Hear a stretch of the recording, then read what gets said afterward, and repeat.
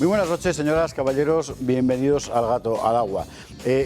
Hoy han pasado muchas cosas de última hora, en todas ellas entraremos, pero hay una que no es de última hora y que sin embargo está presente todas las horas y me parece que es de una extraordinaria importancia, que es el acoso brutal del gobierno hacia los jueces, hacia el Poder Judicial de verdad. El Poder Judicial no es el Consejo, son los jueces. Los jueces de Madrid hoy han emitido un comunicado con nombres y apellidos, lo cual les honra, porque los del Consejo no se han atrevido a hacerlo, en defensa del juez Peinado. No le defienden porque sea Peinado, le defienden porque es juez. Y efectivamente, en toda esta polémica, lo de menos es que Peinado se llame Peinado, incluso que se peine. Lo importante es que es un juez. Y por tanto, en condiciones normales, que un ministro de Justicia se permita el lujo de decir que un determinado juez es un prevaricador, porque es en la práctica lo que ha venido a decir, y que él, por supuesto, tiene derecho a su libertad de expresión, es una auténtica enormidad.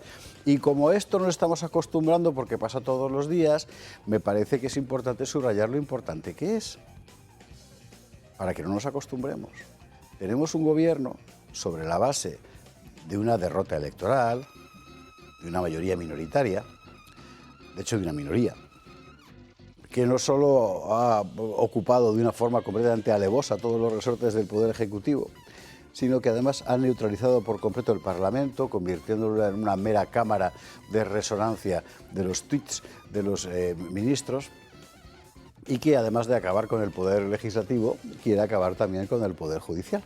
Y no solo con las presiones que públicamente manifiestan los ministros cada vez que llega un caso judicial de corrupción del gobierno, sino además con maniobras oscuras como las que hemos conocido de las cartas que manda Bolaños a la presidenta del Consejo General del Poder Judicial, que son sencillamente inaceptables.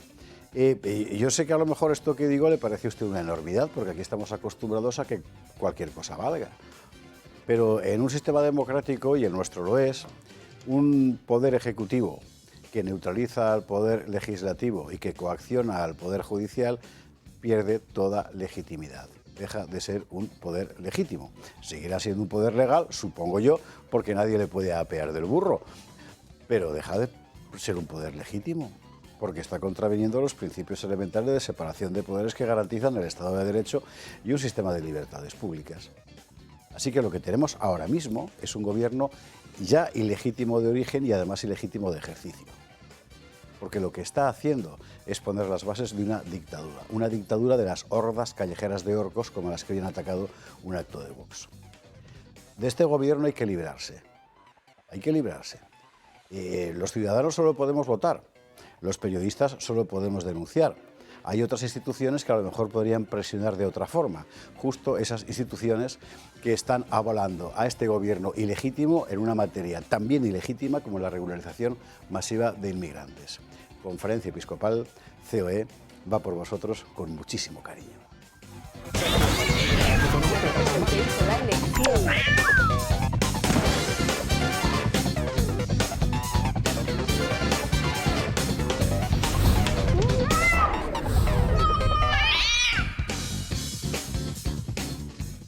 Bueno, 21:48, 20:48 en Canarias. Hoy hay noticia política importante. El propio Santiago Abascal lo anunciaba de esta manera.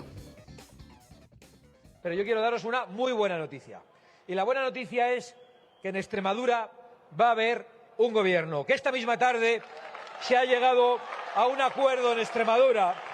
Y yo quiero felicitar a nuestro candidato, en primer lugar, a Óscar Fernández, pero también quiero felicitar a la señora María Guardiola del Partido Popular, porque a pesar de la confrontación política y a pesar de las diferencias, que son muchas, hemos conseguido llegar a un acuerdo. Y yo quiero deciros que hemos llegado a un acuerdo en el que tenemos garantizado que en Extremadura no se va a arrancar un solo olivo. Tenemos garantizado que en Extremadura va a haber prioridad nacional, prioridad de los españoles en el acceso a las ayudas sociales y en el acceso a la vivienda social. Tenemos garantizado y asegurado en ese acuerdo que Extremadura va a tener en los primeros tramos, que son los importantes, los impuestos más bajos de toda España, gracias al triunfo de Vox.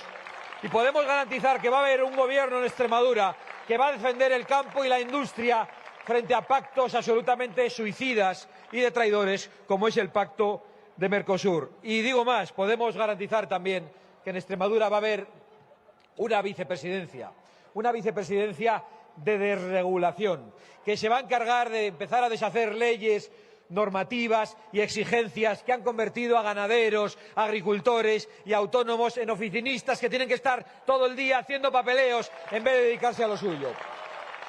Estas y otras muchas cosas son las que hemos logrado con el apoyo que nos han dado los extremeños.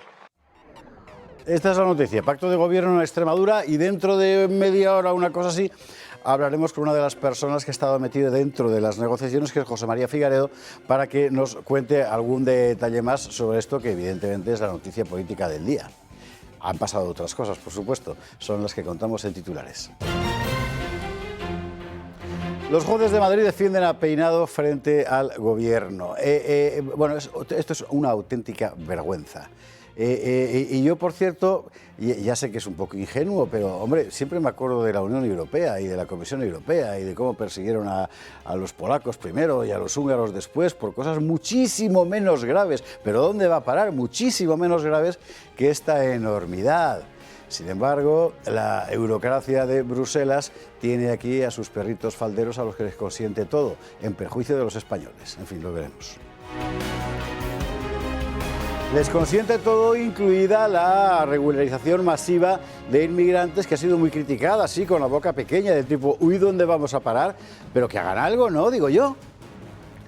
No le han quitado a Hungría los fondos europeos, porque decían que Orbán era muy malo. Y antes a los polacos, no sé. No, aquí, esto, si alguien piensa realmente, como dice el PP, que es que Europa está muy enfadada con esto, que se bajen de la burra, no nos engaña. Están tan enfadados como Manolo Bonilla. Mientras tanto, en España tenemos ayudas al alquiler de 900 euros para inmigrantes ilegales. De entre 400 y 900, para ser precisos. ¿Y cuántos españoles sin casa? Es una auténtica vergüenza. Y alguna cosa más que vamos a contar. Bueno, hemos sabido hoy en el Supremo dos cosas. Uno, que habló la señora Paqui, o Francisca, la esposa del señor Santos Cerdán, y hasta ese momento lo más importante era la revelación de que Gaspar Zarrías, que usted no se acordará porque es muy joven, pero era aquel señor que votaba con los pies en el Congreso, con las dos manos y los dos pies, bueno, ese, el cacique del socialismo andaluz, pagó a Leire Díaz para investigar a Villarejo y la relación con las revelaciones de los seres. O sea, la cloaca en estado puro. Ya era raro que Zarrías no apareciera. Efectivamente ha aparecido y lo que queda todavía por salir.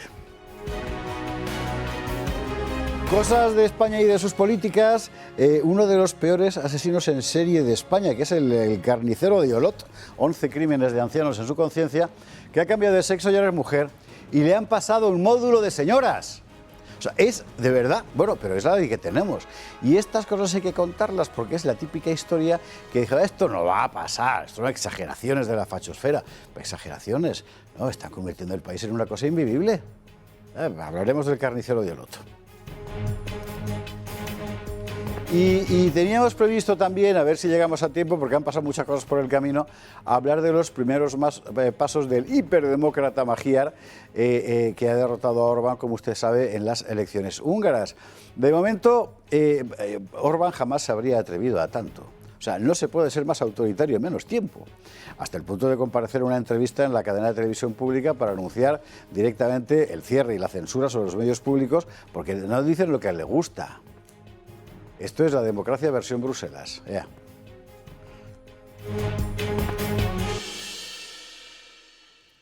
Bueno, veremos todo esto y alguna cosa más en compañía de nuestros contertulios de esta noche, que hoy, menos mal que los otros han fallado, porque solo estos dos llenan la pantalla, que no habría habido sitio para más.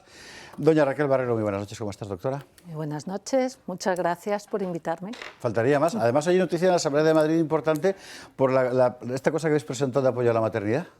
Efectivamente, que ha votado en contra del Partido Popular. Lo imaginaba. ¿En qué consistía la propuesta? La propuesta era aumentar la edad de ayuda a la maternidad, puesto que el límite en la Comunidad de Madrid es de 30 años. Pero y la mayoría de las mujeres españolas efectivamente la edad media está en 33 años, con lo cual pedíamos aumentar la edad para recibir esa ayuda y han dicho que no. De hecho, Isabel Pérez Moñino ha leído una lista con nombres de las que perciben estas ayudas.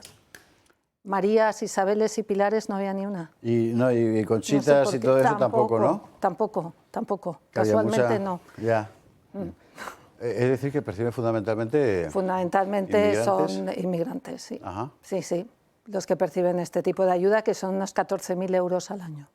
Está, Por hijo, no 14.000 está mal. 14.000 Junto euros al año con por todas hijo las es una ayudas ayuda que de se verdad. reciben. Es una ayuda de verdad. Efectivamente. Así sí, ¿eh? Así tenemos, por ejemplo, que el Distrito Centro de Madrid pues ya tiene como un 60% de población que no es española, y lo mismo está ocurriendo con Puente de Vallecas, Usera, etcétera, que superan el 50%.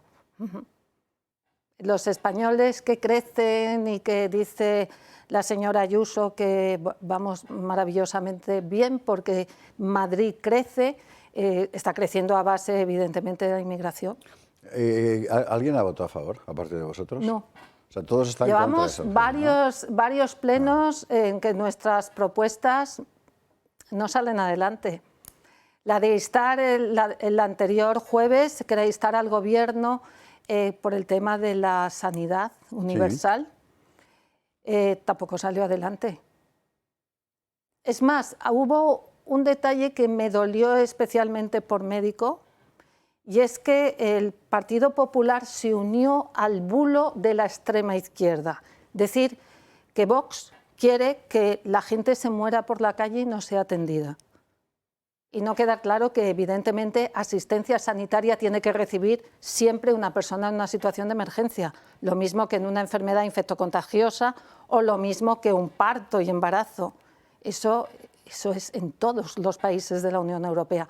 Lo que no es normal es tener una sanidad universal exactamente igual para todo el mundo, contribuya o no contribuya al sistema. Eso es insostenible, simplemente. Claro, es insostenible. Oye, te voy a hacer una pregunta muy incómoda, pero bueno, primero subrayamos que me parece importante que el PP se oponga a la ampliación a 33 años de las ayudas de maternidad. La verdad es que me tendrán que explicarlo ellos. En fin, luego se meten mucho conmigo porque me meto con Isabel Díaz Ayuso, que además todo el mundo sabe que somos amigos hace muchos años, pero hay cosas que son inexplicables, salvo que la idea sea no votar nunca nada que haga Vox para poder mostrarte, pero ¿con qué objetivo? No lo entiendo bien. Pero lo de los médicos, vamos a ver, si yo no me equivoco, en los últimos 2 años han salido 16.000 chavales españoles con título de medicina expedido aquí.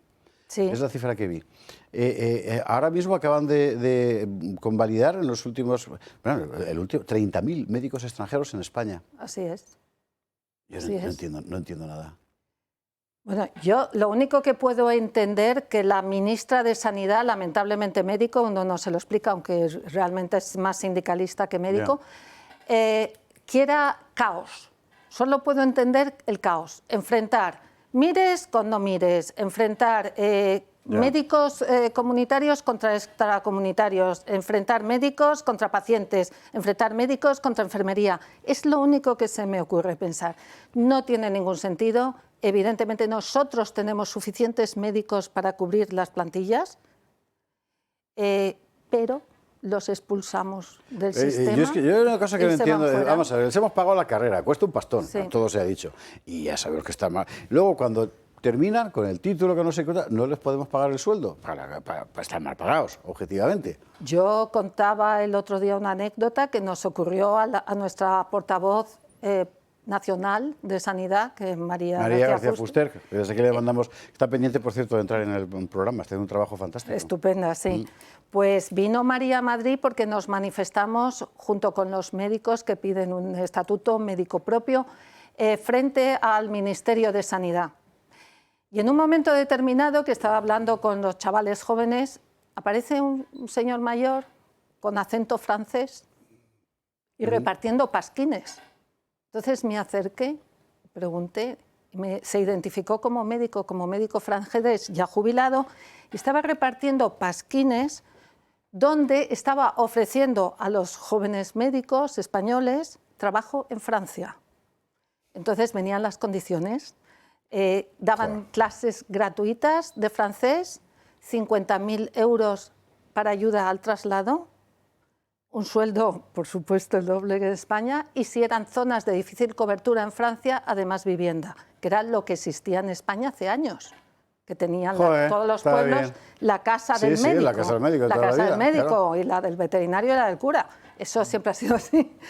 Bueno, pues eran unas condiciones que son, vamos, que es normal.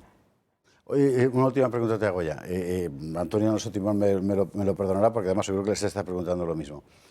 De estos 30.000 títulos de medicina convalidados, voy a ser delicado, ¿estamos seguros en todos los casos de la calidad de la formación que han recibido?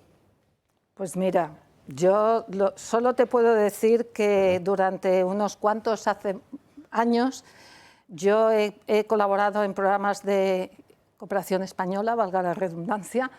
Íbamos a América Central y Caribe y fundamentalmente era formar compañeros en medicina forense, que era lo mío. Y, a ver, yo no puedo decir que sea equivalente la formación a la que tienen los médicos de la Unión Europea. Esto es muy importante subrayarlo, esto que dice Raquel, por lo siguiente, porque aquí no se trata de desdeñar a nadie por ser de otro lado. Si le pueden poner muchísima voluntad, y todos nos los hemos encontrado, pero hay unos patrones previos de formación que evidentemente no dependen del educando, sino del sistema, y no son comparables, claro. Yo solamente pido una cosa. Cuando viene una persona a España con una titulación que es supuestamente homologada, bien, que pase un periodo de formación en un hospital y ese periodo de formación, si el hospital le pasa adelante, que ese hospital se quede con ese médico. Solo propongo eso. Mira que sí, señora. Vamos a ver. Y después me lo cuentas. Raquel, bienvenida, buenas noches. Don Antonio Alonso Timón, ¿qué tal? Muy buenas noches. ¿Era o no lo que te estabas preguntando? Era eso, justamente, sí. Bueno, como todos los españoles, me da la impresión. Es una pregunta bastante pertinente porque todos hemos tenido episodios en los que hemos visto que bueno, pues que en algunos casos tú no sabes de medicina, pero sí puedes intuir que algunas prácticas o algunas cosas que te han dicho no te cuadran. ¿Ves? No sabes de medicina, pero no es difícil reconocer al que sabe menos. Sí, sí, eso pasa en otros ámbitos también. Exactamente. Bueno. Y por cierto, he de corroborar tus palabras de que Isabel Díaz Ayuso es muy amiga tuya. Yo me la encontré en un acto hace unos meses y me preguntó por ti, claro, muy cariñosamente, además. No, siempre tiene una relación personal excelente con ella. Sí, además en el trato personal es una persona muy afable. Pero esta era una situación política muy singular, la verdad. Sí. En fin. Pero bueno, hay que hacer una cosa, o sea, yo creo que este es un homenaje que merecen los dos aquí presentes, porque Adolfo Albistro también está, que él viene con lo suyo, pero yo voy con lo de los dos, lo del Atleti. Bueno, joder, que hable Adolfo. Sí, estamos a ver, tiene que acabar bien la semana el sábado. Sí. Nosotros estamos contentísimos. Yo tengo que decir que yo no tengo nada contra los del Madrid, porque si no, no me comprarían nada. No, de hecho te he oído hablar muchas veces muy bien del Madrid. Te voy a cambiar el argumento. No tienes nada contra los de Madrid, que también tienen su corazoncito. Eso es. No, Adolfo es muy respetuoso con los del Madrid. Yo le he oído hablar muy bien del Madrid. Oye, ¿habéis visto las imágenes de los de TV3 festejando la victoria del Bayern? Vamos a ver, el Bayern es mi segundo equipo de toda la vida desde niño, ¿vale? Pues eso ya que esto lo sepa. Porque, a ver, me pareció una cosa heroica aquello de Beckenbauer y Mayer y tal. Pero no se puede ser así. O sea, no se puede ser tan odioso y tan caínita. O sea, las imágenes de los periodistas de TV3 brincando como monos porque el Madrid había sido eliminado, haciendo unas cosas que me da vergüenza verlas, en fin, pagado por el dinero de usted, claro, porque eso lo pagamos todos los españoles. Pero el Real Madrid tiene 15 Champions, el Barcelona hoy tiene 5, o sea que un respeto al Real Madrid. También, incluso los del Barcelona, sobre todo a Fernando Paz, fuerte abrazo, tienen su corazoncito, que es justo de lo que venía a hablar. Todos tienen corazoncito. Bueno, antes del desfibrilador, que ya sabemos que es básico, ahora lo digo, pero me gustaría, como siempre, hablo de este producto. Y es un producto, el otro día estuve reunido con varios cardiólogos que tienen una plataforma, se llama Globalti, que está muy bien y tal, y me decían que esto ellos lo recomiendan muchísimo. Claro, se lo recomienda a gente que tiene un tema cardíaco ya, pues bueno, que tienen que cuidarse, ¿no? Pero esto va bien para todo el mundo, porque fíjense, estamos hablando de algo muy pequeñito, que lo que hace realmente es hacerte un electro. Un electro que te lo hace en 30 segundos es suficiente. Si quieres estar un minuto, un electro más completo, y es colocando 2 deditos y con una aplicación que hay en el móvil. Entonces, ¿por qué hacernos un electro de vez en cuando? No hace falta que estemos obsesionados. Porque nosotros, cuando tenemos cualquier tipo de arritmia, que es lo que te va a medir este electro, si tú te vas al hospital y ya ha pasado esa arritmia, no te lo ven. Sin embargo, si tú estás en casa y te haces el electro, va a quedar localizada esa arritmia, va a hacer un informe que lo va a poder ver el médico y de esa manera vas a saber en qué momento ha habido el problema. Fibrilaciones auriculares, taquicardias, arritmias de todo tipo, es lo que él localiza. No te hace, evidentemente es un electro con 3 derivaciones. Cuando nos hace un electro completo tiene muchas más derivaciones, o sea, muchas más, digamos, las pegatinas que te ponen, vamos. Las pegatinas, pero aquí es suficiente para darte ese decir, oye, que no está bien del todo. Si te pone está todo bien, perfecto. Por eso, de veras, esto es súper económico, tenerlo en casa, igual que tenemos un tensiómetro o tenemos un termómetro, y de vez en cuando pues nos hacemos un electro. ¿Vemos que está bien? Pues fenomenal. ¿Que vemos que te pone alguna cosilla? Bueno, pues consulto a mi médico de familia o consulto a mi cardiólogo. Así que, por favor, tenerlo porque es básico. Y luego, el desfibrilador, que seguimos... Que estamos en temporada, que ya estamos a punto de abrir piscinas, a punto de abrir polideportivos, que eso es el momento. Eso es. Donde no esté... A ver, todos entramos en cualquier comunidad de vecinos y encontramos extintores por todos los lados.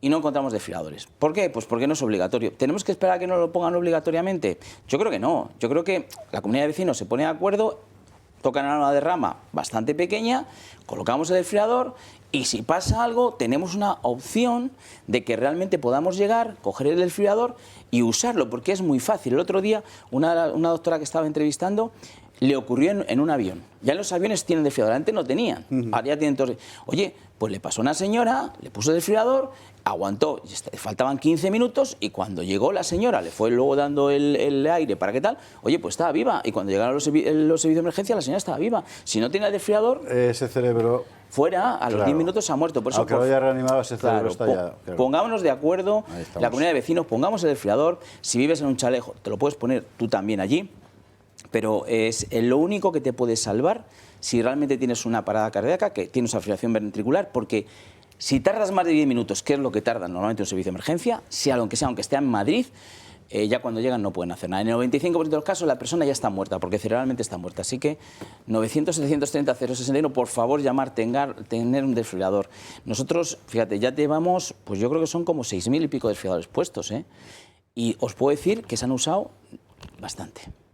Sabemos que se han usado porque hay que cambiar luego los parches. Claro. Y nos llama la gente, ¿y qué pasó? Y en la mayoría de los casos, yo diría casi, no voy a decir el 100, pero el 90% de los casos se ha podido salvar a esa persona. Y en los servicios de emergencia cuando llegan y dicen, joder, qué bien que tienes un desfibrilador. Claro. Porque lo hemos salvado, ¿vale? Entonces, por favor, tengáis un desfibrilador. 900-730-061, usted llámalo y pregúntelo absolutamente todo. Ya sabe usted que ellos le enseñan cómo se utiliza. Está pensado para que lo pueda utilizar hasta yo. No puede ser más sencillo. Y no se va a hacer daño, es imposible hacer daño tal y como está pensado. O sea, incluso si usted se equivoca, no va a hacer daño al paciente. Y oiga, efectivamente, los extintores están fenomenal, pero 900-730-061 y cuando llame, pregunte usted además que el descuento que tiene por ser espectador del Toro Televisión, cosa que también cuenta. Protege tu vida, Adolfo. ¿Qué tenemos este fin de semana? Pues mira, tenemos al doctor Luis Felipe Lloret. Él es médico estomatólogo. O sea, cuando se existían los médicos estomatólogos, ahora ya no se hace, ya hace un tiempo que son odontólogos. O sea, ya no hacen... No he dicho lo que iba a decir. Bueno, pues ahora antes se hacía la carrera de medicina y luego se hacía, que era el médico dentista, pero bueno, ahora soy un doctor. Pero sí, bueno, va a contar muchísimas cosas muy interesantes sobre la boca, la importancia que tiene la boca en el resto del cuerpo. Así que... Pues te voy a decir yo, tengo ahora mismo 2 muelas que me tienen que hacer 2 implantes, o sea que imagínate, sí es importante la boca. Es verdad que estaba separado, odontología y estomatología, que es la boca en su conjunto. Sí. O estomatos. Sí, estomatólogo, que la gente dice estomatólogo, que se piensa que es el estómago, no, es la boca. Entonces los llamábamos dentistas. ¿Dentistas? El médico que era dentista. Pero había hecho medicina 6 años y luego hacía, no sé si son 2 o 3 de tal. Y ahora se hacen 5 años de odontología. Bueno. Don Adolfo, gracias mil. Nosotros nos vamos a la publicidad. A la vuelta, ¿se acuerda usted que estuvo aquí el otro día Aldo Mariátegui, el periodista peruano, uno de los grandes nombres del periodismo hispanoamericano, para contarnos el follón de las elecciones del Perú, que es muy complicado orientarse. La verdad es que nos orientamos, pero a las 24 horas había cambiado el paisaje. Pero esto no es lo mejor, es que a las 48 había vuelto a cambiar. Así que va a venir Aldo otra vez un rato y nos cuenta cómo va la cosa, porque es para hacerse un lío. Pero de momento, a estas horas, los dos candidatos que pasan a la segunda vuelta son los dos de la derecha, o sea, Keiko Fujimori y Aliaga. A estas horas, igual el tiempo cambia, como en Arequipa, pero espero que no. Publi y a la vuelta lo vemos.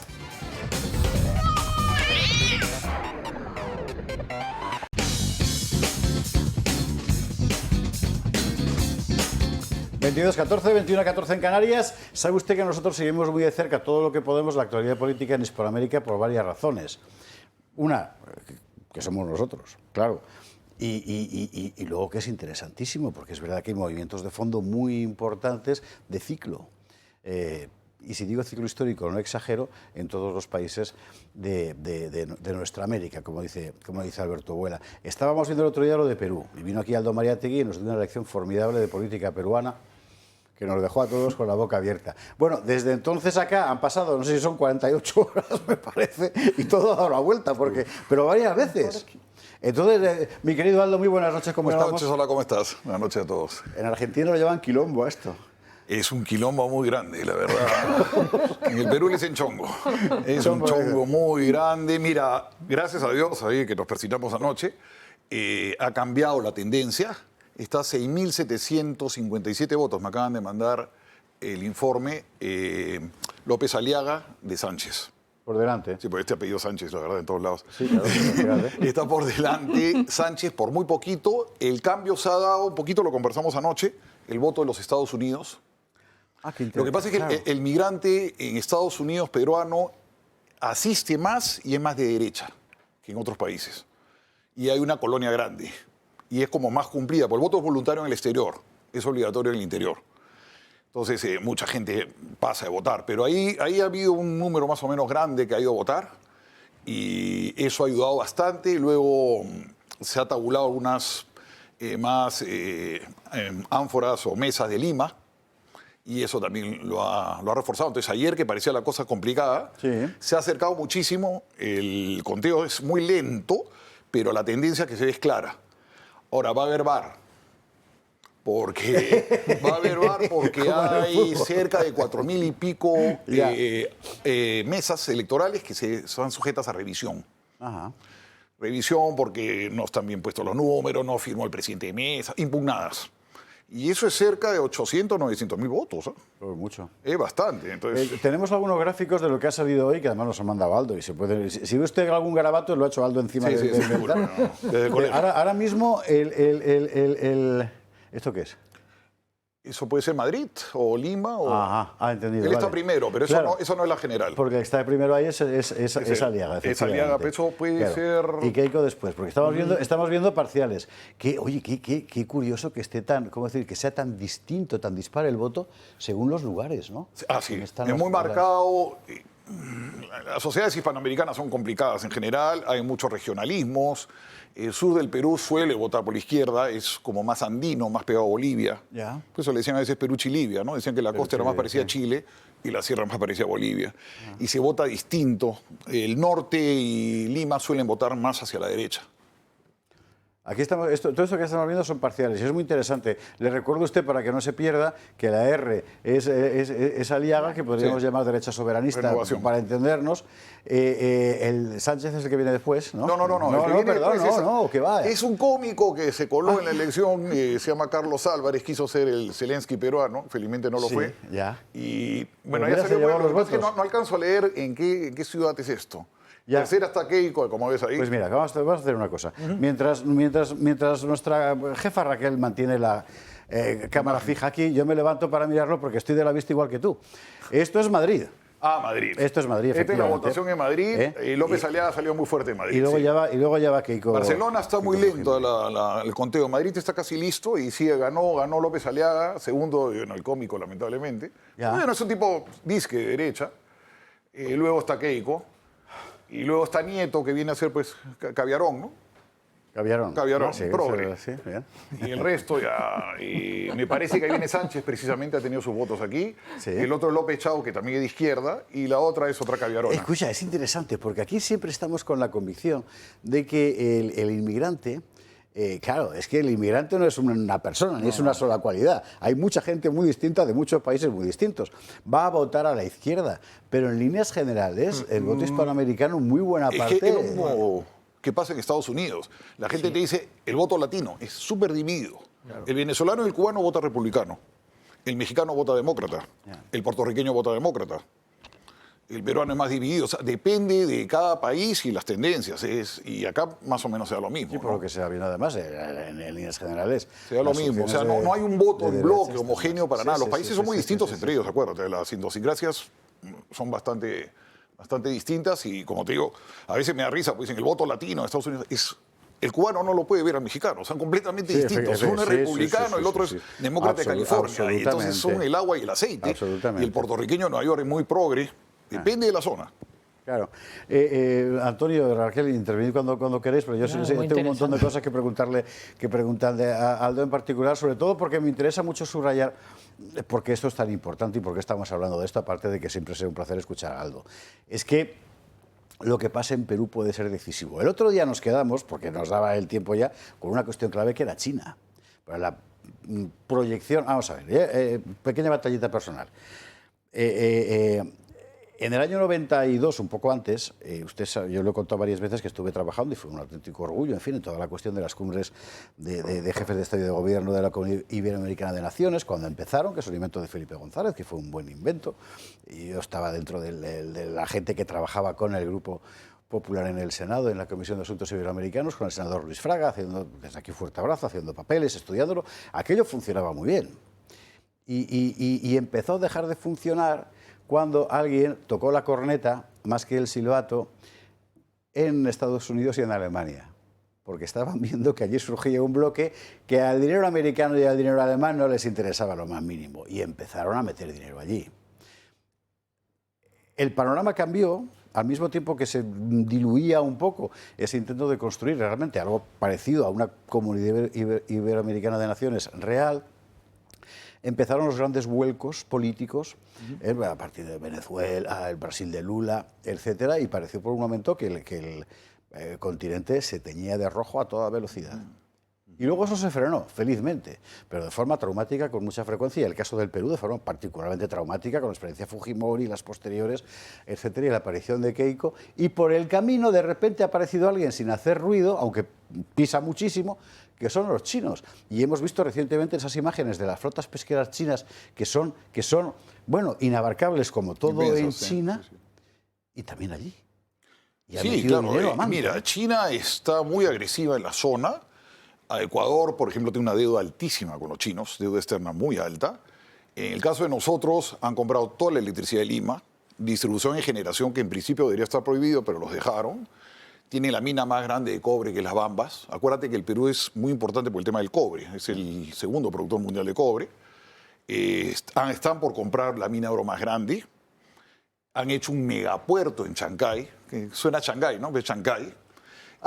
También hay a veces lo digo y la gente en España me dice, hombre, en China, no, se llama Chancay, es un nombre indígena, pero suena a Shanghái. Sí. Han hecho un puerto, pero que tú dices, hombre, ¿este puerto para qué, no? Es un megapuerto. Y se están metiendo mucho, y bueno, si ganase la izquierda se meterían muchísimo más, ¿no? Los americanos han descuidado mucho la zona. Generalmente los presidentes republicanos son más activistas. Sí. Los demócratas suelen ignorarnos. Obama pasó de nosotros, pero absolutamente. Entonces, ya se nota un poco más preocupación en la administración Trump. Pero un poco tarde. Europa también está tratando de entrar, se ha firmado el Mercosur y están tratando de moverse. Lo que pasa es que los europeos a veces caen mal porque vienen a dar lecciones, entonces la gente, ¿no?, empiezan con que tienes que poner estos libros de educación y el género y esas cosas, y eso provoca un poco de rechazo, porque tú quieres comerciar, quieres negociar, pero no que te vengan pues a decir cómo tienes que ser, ¿no? Entonces vienen un poquito con la ideología esta woke y genera un poquito de molesta, ¿no? Y se han quedado un poco los europeos también. Están tratando de entrar, pero ahora la lucha se ve claramente entre Estados Unidos con los chinos. ¿Y han penetrado los chinos hasta el punto de poder determinar una evolución política? No se meten tan abiertamente en política. Eso, la verdad... Ellos van a lo suyo. Van a lo suyo, dinero, empresas, por ahí se mueven, deuda, te ofrecen mucho dinero, te dicen, endeudate. Quisieron meter el yuan en un momento con Argentina, que era una jugada muy inteligente, con Argentina y con Bolivia se les quedó. Están interesados en el litio, claro, que hay mucho litio allá. Todo el mundo. Están interesados en el cobre, los recursos naturales. Y como tú dices, son voraces. Por ejemplo, el tema de la pesca se ponen en el límite. Entonces, cuando ya los van a capturar, salen del límite de las 200 millas, ¿no? Y pescan muchísimo. Y se hacen de la vista gorda también muchas veces las autoridades. Hay dinero. Es lo que te iba a decir. Es decir, que los chinos en realidad... entran a trapo. Ellos tema de soborno. Claro.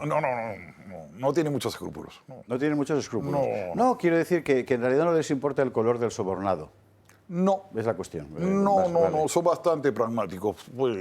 Y desde el punto de vista de las relaciones exteriores, ¿cómo se percibe la idea esta norteamericana de la nueva administración Trump del hemisferio? Es decir, esto es nuestro hemisferio. Bueno, es la doctrina Monroe otra vez, ¿no? Sí. Y con el corolario de Roosevelt, ¿no? De Teddy Roosevelt. Bueno, por un lado la gente dice, mira, se están ocupando por fin de nosotros un poco, ¿no?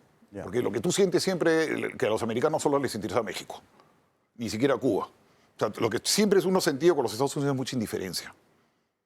O sea, eso que dicen que Estados Unidos es muy activista, al contrario, son muy indiferentes.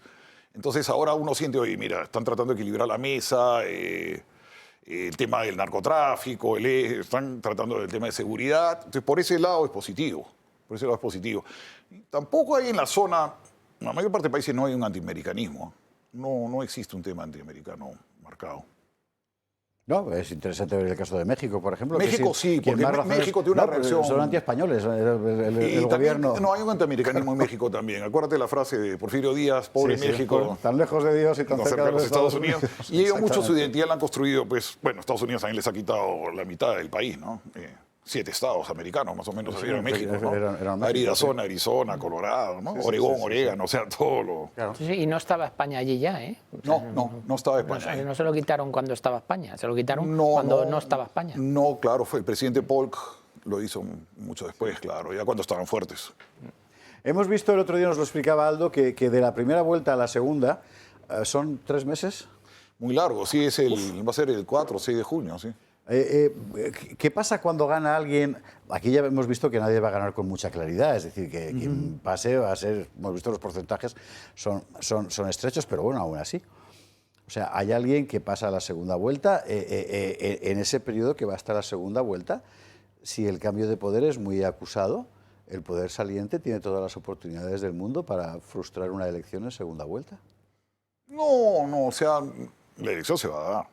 No va a frustrar, no creo que se dé. Aparte, el gobierno actualmente es un gobierno muy débil.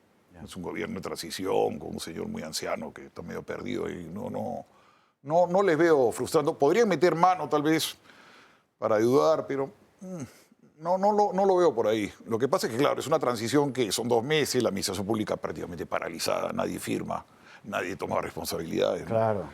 No. Una vez me dijo una primera dama que los camareros ni la Coca-Cola ya le traían, porque ya no te hacen caso, pues, o sea, están esperando que llegue el otro, ¿no? Entonces me dice, se nota el cambio al día siguiente de la elección, que la gente pasa de ti completamente, están esperando que te vayas, ¿no? Si gana Keiko Fujimori, y de momento es la que parece que va primero en la primera vuelta, ¿qué cabe esperar de ella? No, ella va a ganar la primera vuelta. Mira, 4. Esta es su cuarta final. Si gana definitivamente. Ella es como Holanda en los mundiales. Esta es la cuarta final que le ha quedado segunda en las 3 primeras. Porque, como te explicaba el otro día, el antifujimorismo es una religión muy marcado. Sobre todo en la gente joven, como te dije, me sorprende porque ellos no vivieron lo que ellos llaman la dictadura. No era una dictadura, era un gobierno duro, un poco prepotente, como el de Correa, como el de Evo Morales, pero no era una dictadura. Yo decía lo que quería Fujimori, no pasaba nada. Pero lo han pintado pues como que fuera el diablo. Y Fujimori tiene cosas muy buenas, cosas muy malas. O sea, hay que verlo de su perspectiva. Entonces ahí ya la han satanizado también. Y hay un antifujimorismo militante. Y el Perú es un país cainita, un poco como España. O sea, antes era el antiaprimo, ¿te acuerdas de la Torre? Antes había antileguía. O sea, siempre ha sido un país de antis, muy marcado. Ajá. Entonces, yo no sé si ella ganaría en la segunda vuelta. Ahora, no sé si le ganaría a Sánchez o a Porqui, como le dicen a López Aliaga. Podría darse. Lo que sí tiene es un voto súper duro. O sea, cada elección siempre está presente, o primera o segunda. Sí, tiene un voto muy duro y un partido organizado. ¿Y si, la izquierda consiguiera neutralizar a todas las otras opciones y hacerse de nuevo con el poder? Porque las experiencias recientes en Perú, la verdad es que son bastante calamitosas. Horribles. Mira, si gana Sánchez, que es peor que Pedro Castillo, porque tiene más cerebro, Pedro Castillo, como te expliqué, tenía un coeficiente de 81. El problema es que si gana Sánchez, lo bueno es que el Senado va a estar, en principio, controlado por la derecha. De lo que ha salido sería una alianza, si es que no se pelean, porque esa es otra también. Si no se pelea López Aliaga con Keiko y hacen un bloque, tendrían la mayoría. Pero, y lo controlarían. Pero bueno, ya has visto que se han cerrado congresos en el Perú, ¿no? Claro. Cuidado. Vamos a hacer un pequeño paréntesis. Vamos a hacer un pequeño paréntesis porque teníamos una conexión pendiente por la noticia de última hora y me parece que vale la pena. Luego seguiremos hablando con Aldo. En cuanto esté José María Figaredo, me avisáis para que nos cuente el pacto de gobierno Vox-PP o PP-Vox en Extremadura, que es desde luego la gran noticia política del día. Una noticia importante. Esto sí que ves, sí que parecían cainitas y al final. ¿Y Aliaga exactamente qué representa? ¿Por qué en medios soberanistas españoles, por ejemplo, ha resultado tan simpático? Aliaga es una especie de Trump. ¿Perdón? Una especie de Trump. Vale. Es un empresario exitoso, ha sido un buen alcalde de Lima, acaba de salir de la alcaldía de Lima. Es un poco atrabiliario, agresivo, se lleva un poco de boca. Eso funciona más en Argentina que Perú. Acuérdate que Perú fue virreinato, entonces es más cortesano. Un poco. Ayer viste que a mí me costó decir una grosería. Sí, y no era tan fuerte. Nosotros somos un poquito más, no sé, mediditos. Entonces eso choca un poquito, pero es un tipo interesante. Ya. Un tipo interesante. No, me está pareciendo todo lo que está comentando Aldo interesantísimo, porque además yo no tengo mucho conocimiento de la política es que realmente, peruana. O sea, estamos llenos de Perú por todas partes, incluso físicamente, claro, de la gente que hay aquí, y no tenemos ni idea de lo que pasa allí. Me parece que es muy importante conocerlo. Y viene Colombia ahorita. Viene Colombia después. Y viene Colombia después. Ay, que tenemos está Figaredo ya. José María Figaredo, muy buenas noches. Interrumpimos a estas horas, 10:30, en fin, pero... No sé si hay que felicitarle por si ha sido padre. Por Ah. cuarta vez. José María, muy buenas noches. Vamos a ver, por partes. Lo primero es lo primero. ¿Hay bebé o no? No, todavía no. Todavía no. Vale. Ahora ya vamos a lo otro. Habemos papam, o sea, Guardiola. ¿Cómo ha sido la cosa? Finalmente hay acuerdo esta tarde, ¿no? Se llega al... Perdóname la pregunta, que va a parecer... Te juro que no quiere ser molesta. ¿Hay acuerdo sobre... decir que hay acuerdo o hay acuerdo concreto con puntos y tal? Antes hemos oído a Santiago Abascal. Hay un acuerdo con puntos y comas. Y hemos estado, llevamos varias semanas avanzando con muchos, pues imaginaros, tuvimos sesiones bastante largas en las cuales repartíamos un poco los bloques y íbamos viendo pues puntos por puntos. Y teníamos un par de ellos que estaban todavía coleando y hoy se ha alcanzado el acuerdo sobre ellos. Ya ha costado. Hemos escuchado a Santiago Abascal felicitar tanto a Óscar Fernández, que es el de Vox de allí, como a la señora Guardiola, que es la del PP de allí. Vamos a ver. Aquí hemos explicado muchas veces que el problema fundamentalmente era programático, que es el que debe ser el problema, ¿no? Ahora bien, la relación personal nunca ha sido fácil, y eso tampoco es un secreto para nadie. ¿Tiene fecha de caducidad este acuerdo?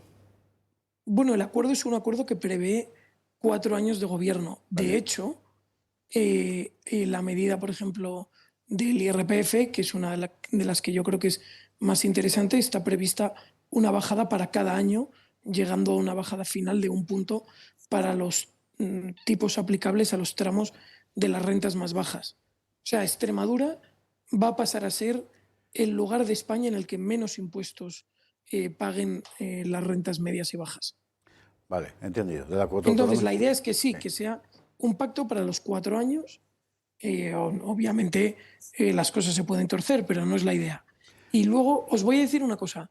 La relación personal Primero, que no debe ser estrictamente importante, puesto que oye, es una relación política en la que aquí, como dice la canción, no vinimos aquí a hacer amigos. Esto es Exactamente. buscar el futuro de los extremeños y yo creo que entre Óscar y María ha habido bastante entendimiento y los equipos que estábamos un poco por debajo con los números y en la negociación, yo creo que hemos llegado a una relación cabal en la que, oye, cada uno tenemos nuestros puntos de vista Ajá. y en algunas cuestiones lo decíamos abiertamente, oye, entendemos que esto a vosotros os gusta menos, nosotros entendemos que esto que decís a nosotros nos gusta menos, pero al final ninguno de los dos tenemos la mayoría absoluta y en el fondo este acuerdo, pues en unas cosas es más cercano a unos y en otras a los otros. Repasamos algunos puntos concretos para que la gente se haga una idea general de lo que se ha pactado. Mira, a mí me parecen especialmente interesantes la parte del IRPF, Sí. que por un poco mis funciones me ha tocado mirarla mucho.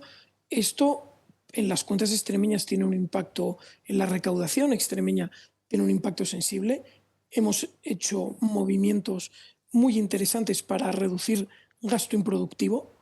Esto demuestra que se puede y yo creo que esto va a tener un impacto a nivel global del conjunto de los extremeños buenísimo. Al final es una bajada de un 1% en los tipos aplicables de los dos tramos más bajos que afectan a todos los cotizantes. Como ya sabéis, ¿sabes? Todo el mundo cotiza en esos dos primeros tramos. Efectivamente. Y entonces yo creo que es muy interesante. Hemos logrado la eliminación progresiva del impuesto a las nucleares en 3 pasos. Y de nuevo yo creo que es una medida muy interesante. Hemos introducido la prioridad nacional para la concesión. A ver, perdón, que se ha ido medio segundo. Sí. La prioridad nacional. Hemos introducido la prioridad nacional para el acceso a todas las ayudas públicas, a la vivienda, que yo creo que es un elemento fundamental, una protección al campo. Una protección al campo frente a la expansión descontrolada de la fotovoltaica. Ajá. Nos aseguraremos de que no vuelva a haber talas de olivos, de que no se eliminen terrenos productivos para instalar placas fotovoltaicas. Hemos hablado de la regulación sobre las redes eléctricas que corresponden a la comunidad autónoma. Toda la parte de media y baja tensión corresponde a la comunidad autónoma. Hay una parte de regulación que se puede simplificar muchísimo. Hemos hablado de introducir la declaración responsable y el silencio administrativo positivo como norma para la concesión de permisos para actividades industriales. Es que hay muchas medidas y yo creo que muchas de ellas van a ser muy interesantes, con un gran impacto en el corto plazo y un grandísimo impacto en el largo plazo para la vida de los extremeños. José María Figueredo, gracias mil por estar esta noche, por dejarte asaltar de esta manera tan alevosa esta noche en el Gato al Agua, pero evidentemente es la noticia del día después de tantos meses. Nada, oye, es un placerazo y os agradezco muchísimo que nos deis voz y bueno, y os mando un saludo a Esther, Antonio, que os veo ahí en el plató, un abrazo fortísimo. A Raquel, te has Raquel, equivocado de que mujer soy- bíblica, es Raquel. Raquel, Oye, Nada, que está... Espero darte dentro de muy poco la enhorabuena por ser cuarta vez padre. oye, es que Además de la Raquel y yo nos enhorabuena por encontramos- el bien que habéis hecho todo este tema en Extremadura. Bueno, este tema...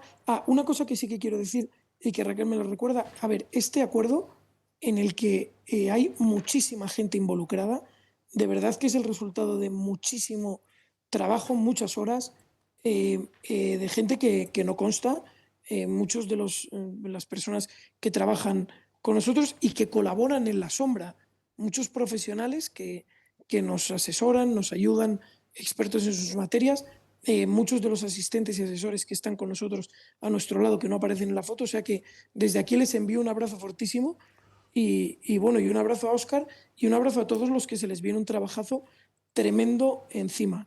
Y Efectivamente. dicho esto, que Raquel y yo nos cruzamos cada poco y yo voy siempre ahí cargado con niños a la espalda. O sea, Cierto. un abrazo muy Y fuerte. yo con perro, tú Un con abrazo, niño. José María, para ti y para tu mujer. Un abrazo. Saludos. José María Abrazo Figueredo, fuerte. gracias mil, un abrazo muy fuerte, buenas noches. Chao.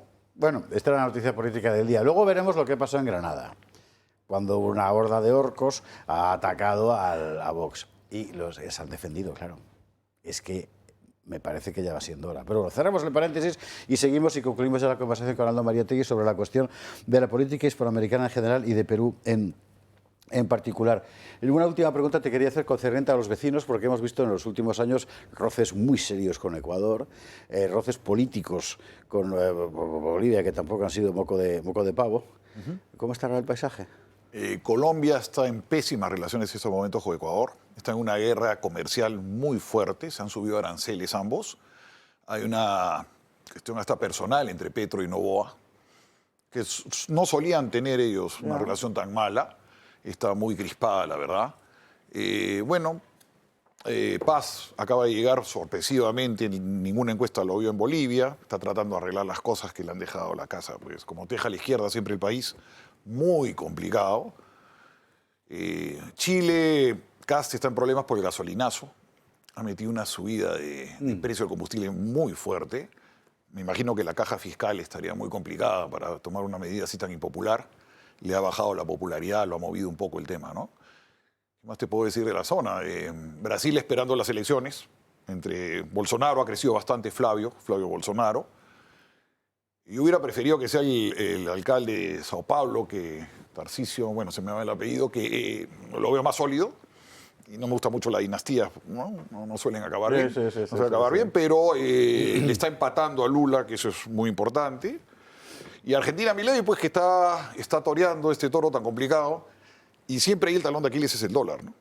El problema es que no ha podido dolarizar y no ha podido soltar el dólar tampoco. Entonces, la bomba ahí de tiempo que tiene que desactivar siempre es el dólar. Argentina, el problema eterno ha sido que siempre han vivido por encima de sus ingresos, pero impresionantemente. Siempre Argentina la tarjeta de crédito del marinero borracho, ¿no? O sea, sí. la gastan de una manera pero brutal y se endeudan y luego le echan la culpa al Fondo Monetario.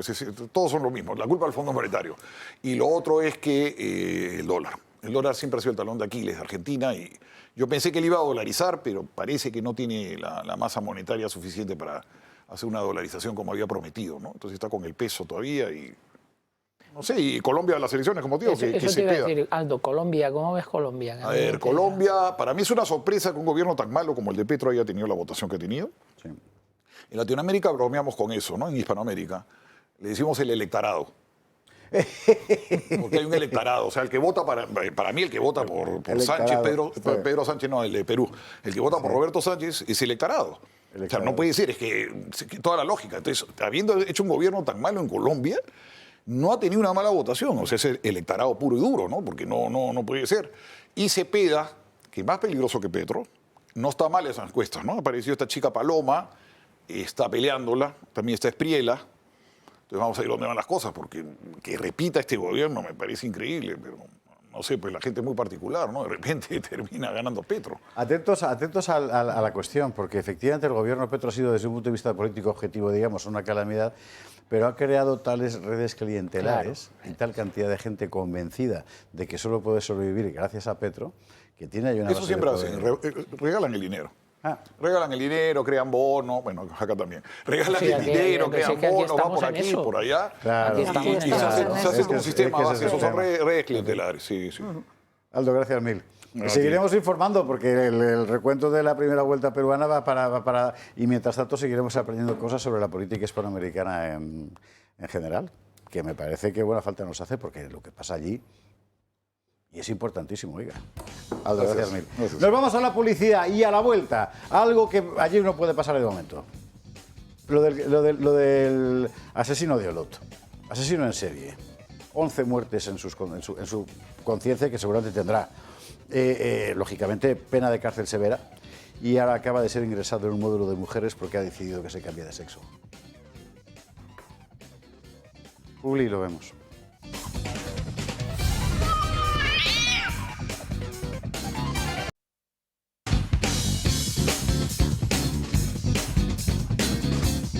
22:47, 21:47 en Canarias. Vamos a este asunto de Olot. Antes hay que contar lo que ha pasado en Granada, donde una horda de extrema izquierda ha atacado, como son ellos, a una concentración de Vox. Tenemos imágenes del altercado. ¿Qué ha pasado? Pues ha pasado que han contestado, porque ya está bien. Los de Vox han contestado cuando se han visto atacados violentamente por una horda de extrema izquierda. Me parece que vale la pena hacer un par de reflexiones. Creo que tenemos lo que ha dicho Santiago Abascal, que ha interrumpido el mitin para contarlo, él mismo. Tenemos las palabras, ¿verdad?, de Abascal. Vamos a verlo. No está previsto que hable yo inicialmente, pero aquí está ocurriendo una cosa que no puede ocurrir en un acto electoral. Se está cometiendo un delito electoral. En estos momentos el Ministerio de Interior y la delegación del Gobierno están permitiendo un acto de acoso contra este evento, impidiendo que podamos hablar, impidiendo que podamos desarrollar este evento democrático. Cuando Sánchez camina por España lo hace con cordones de seguridad de Marlaska de kilómetros y de kilómetros. Y yo os digo que este acto no va a comenzar hasta que esos tipos sean expulsados y nos dejen desarrollar este evento en paz y en tranquilidad. Y por lo tanto, el jefe del dispositivo policial que asume las órdenes del delegado del Gobierno tiene que saber que vamos a avanzar por esa calle inmediatamente hasta que se vayan y podamos desarrollar este acto en paz. Vamos a esperar 1 minuto, 2 minutos, hasta que sean expulsados. Y si no son expulsados, vamos a caminar por esa calle, yo el primero, hasta que se vayan. Pues es lo que hay que hacer. Claro. Que ya está bien, ¿no?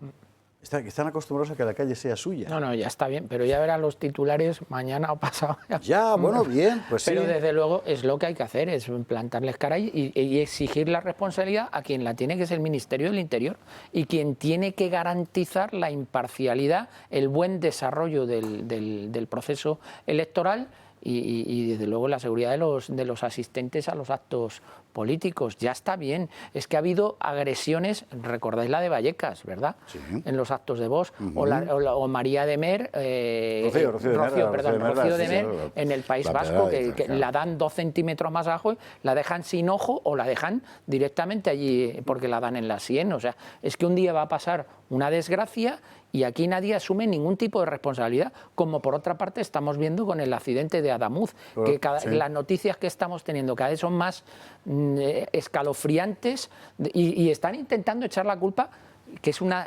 indignidad absoluta, a los medios de emergencia. O sea, es un disparate total y absoluto. Por lo tanto, yo creo que Abascal ha hecho bien esta tarde en exigir que se cumpla, entre otras cosas, la ley orgánica la ley orgánica electoral y que se puedan desarrollar los actos públicos de los partidos políticos en paz y en tranquilidad, como ha dicho él. Raquel. Ni un paso atrás. Claro. Ese es nuestro lema. Viene siendo bastante habitual. Quiere decir, Claro. Tuvimos un periodo en la que nadie... Yo estoy en el partido desde el año 17, que es cuando me afilio. Empezábamos a poner esas mesas informativas. Nadie nos hacía caso porque no sabían ni lo que era Vox. Era un boca a boca.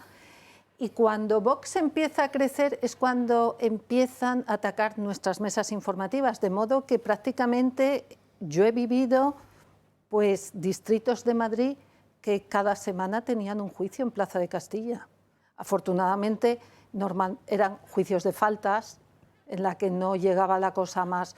Después pasó lo de Vallecas, efectivamente, pero no hemos dado ni un paso atrás.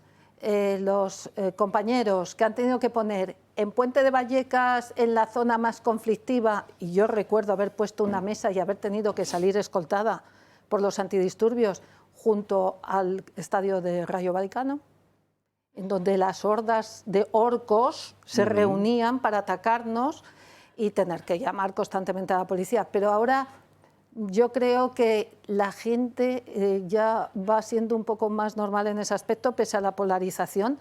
Por ejemplo, en Vallecas, cuando venían a atacarnos, la gente en las ventanas nos hacía así. En Vallecas tiene más votos Sí. Vox que la extrema izquierda, Claro, como en todos los sitios. efectivamente, no pueden soportar, o sea, pero esto no tienen los días contados, estos orcos. En fin, bueno, seguiremos informando. Lo de Olot. Aquí hemos contado muchas veces la locura de la ley trans, que básicamente consiste en normalizar una situación que por definición es real, sí, pero muy excepcional y sometida por otra parte a criterio médico. Aquí no. Aquí se ha convertido en un acto de voluntad, lo cual es un perfecto absurdo. Las consecuencias son terribles. Si solo fuera una frivolidad ideológica, pero es que tiene consecuencias. Y lo del asesino de Olot, de verdad, para no creérselo. Mónica Fuster nos lo cuenta. La entrada en vigor de la Ley Trans de 2023 supuso un gran cambio, y no solo para el registro civil, sino también para las cárceles de mujeres. En 2023 había 103 personas trans encarceladas, 61 mujeres y 31 hombres. Mientras las administraciones coinciden en señalar que la transexualidad no es un factor determinante para decidir a qué módulo va un recluso, se han dado varias situaciones que sí lo han permitido. El caso de Juan Vila Dilmé es uno de los más recientes. Hace más de un año que inició su proceso de transición a mujer desde prisión y financiado por la sanidad pública. Allí cumple una pena de 127 años por asesinar a 11 ancianos, de los que cuidaba en una residencia allá por 2010. Aunque en este caso su cambio de género no supone ningún beneficio respecto a la pena que cumple, la financiación de su tratamiento ha vuelto a despertar el debate sobre los reos trans. En primer lugar, porque el año pasado el Departamento de Justicia de la Generalitat de Cataluña autorizó la financiación de máquinas de depilación láser para mujeres trans. Varios sindicatos de funcionarios lamentaron que se prioricen medidas que no responden a las necesidades reales del sistema penitenciario catalán. La situación carcelaria se complica cuando hombres condenados por violencia de género buscan ampararse en la ley trans. Ese es el caso de Jonathan Robaina Santana, quien violó y asesinó a su prima en 2021. 5 días antes, el Parlamento canario había aprobado la ley trans, siendo el primero en todo el Estado español. El problema es que permitía acreditar la identidad de género sin necesidad de un informe médico ni psicológico. Tras aprobar el cambio de género de Jonathan, que pasó a llamarse Lorena, le destinaron a un módulo mixto a la espera de finalizar su transición para pasar a un módulo de mujer. Su tía y madre de la víctima, que le crió desde niño, declaró que a su hija le mató un hombre, no una mujer, y que nunca había tenido atracción por el sexo masculino. Añadía que no hay derecho a que un violador vaya a una cárcel de mujeres y que solo se le pida parecerse a una mujer. Otro caso tuvo lugar en Sevilla, donde un condenado a 15 meses de cárcel por agredir a su pareja evitó el ingreso en prisión tras cambiar su sexo en el registro civil. Casualmente, el agresor se registró como mujer un mes antes de ser condenado. Pues a mí esta persona me ha hecho de todo a nivel psicológico y moral, pues te destruye como persona, físicamente pues me ha pegado, vulgarmente hablando, de todas las formas posibles, palizas. Me quedo en shock que esta persona en julio decide ir al registro civil y bueno, se registra como mujer. Es que en absoluto, al contrario, una persona homófoba, sexista, es una persona, ya te digo, con maldad, es que es carente de sentimientos, no se arrepiente de nada, o sea, es que es incongruente que se sienta mujer. Sin embargo, también existen casos en los que se le ha denegado a un reo el traslado al módulo de mujeres. Por ejemplo, los tribunales vascos rechazaron la solicitud de cambio de módulo a un preso condenado por intentar asesinar a su pareja. La diferencia respecto a otras regiones es que la normativa vasca tiene en especial cuenta si la persona ha sido condenada por delitos de violencia de género. Mientras tanto, son varias las asociaciones y sindicatos que reclaman más claridad en la ley trans, especialmente en los casos de presos que se aprovechan de ella. Es un disparate. Pero oiga, es la ley en España, ¿eh? Y tiene efectos y gente que sufre. Es un disparate total y absoluto. Pero claro, cuando una norma se hace desde la insensatez, pues al final la aplicación práctica de esa norma te lleva a supuestos de hecho que ponen de manifiesto cuáles son las lagunas de esa ley y la injusticia y el dolor que causa a las víctimas. Y esta es una señal de identidad de este gobierno, y no solo con esta ley. Ha habido otras, la del sí es sí, que ha sacado a la calle a diversas personas, a diversos violadores, con grave perjuicio moral e incluso en algunos casos físico para las víctimas de todo tipo de violaciones, de violencia de género, etcétera, etcétera. Estamos viviendo una época muy oscura desde el punto de vista de la técnica normativa y de leyes que por otra parte son absolutamente inocuas porque no hacen falta para proteger a determinados colectivos que ya están protegidos ex constitutione. Y por eso hay uno de los puntos que hablaba Abascal y José María Figaredo del acuerdo entre el Partido Popular y Vox en Extremadura, que me parece especialmente relevante, que es el tema de la desregulación. Hay estudios muy rigurosos y muy concienzudos diciendo que una mala técnica normativa y un exceso de regulación en determinados países producen hasta un 10% de incidencia negativa en el Producto Interior Bruto y, por supuesto, unas ineficiencias de todo tipo brutales. Y ejemplo paradigmático son leyes que no eran necesarias, leyes que se han hecho pensando estrictamente en la ideología no en otra cosa, y entonces evidentemente cuando en la aplicación práctica pues salen todos estos fraudes de ley y te das cuenta del disparate más absoluto que suponen. Es una realidad monstruosa desde el punto de vista jurídico y desde el punto de vista científico con toda claridad. Por supuesto, es una ley absolutamente ideológica, sin ninguna base científica, ninguna, y que... Mira, los médicos forenses precisamente nos dedicábamos a determinar el sexo cuando había problemas en dudas de una persona que no consideraba que estaba en su sexo adecuado porque había estadios intersexuales, etcétera, para su cambio en el registro civil, ¿no?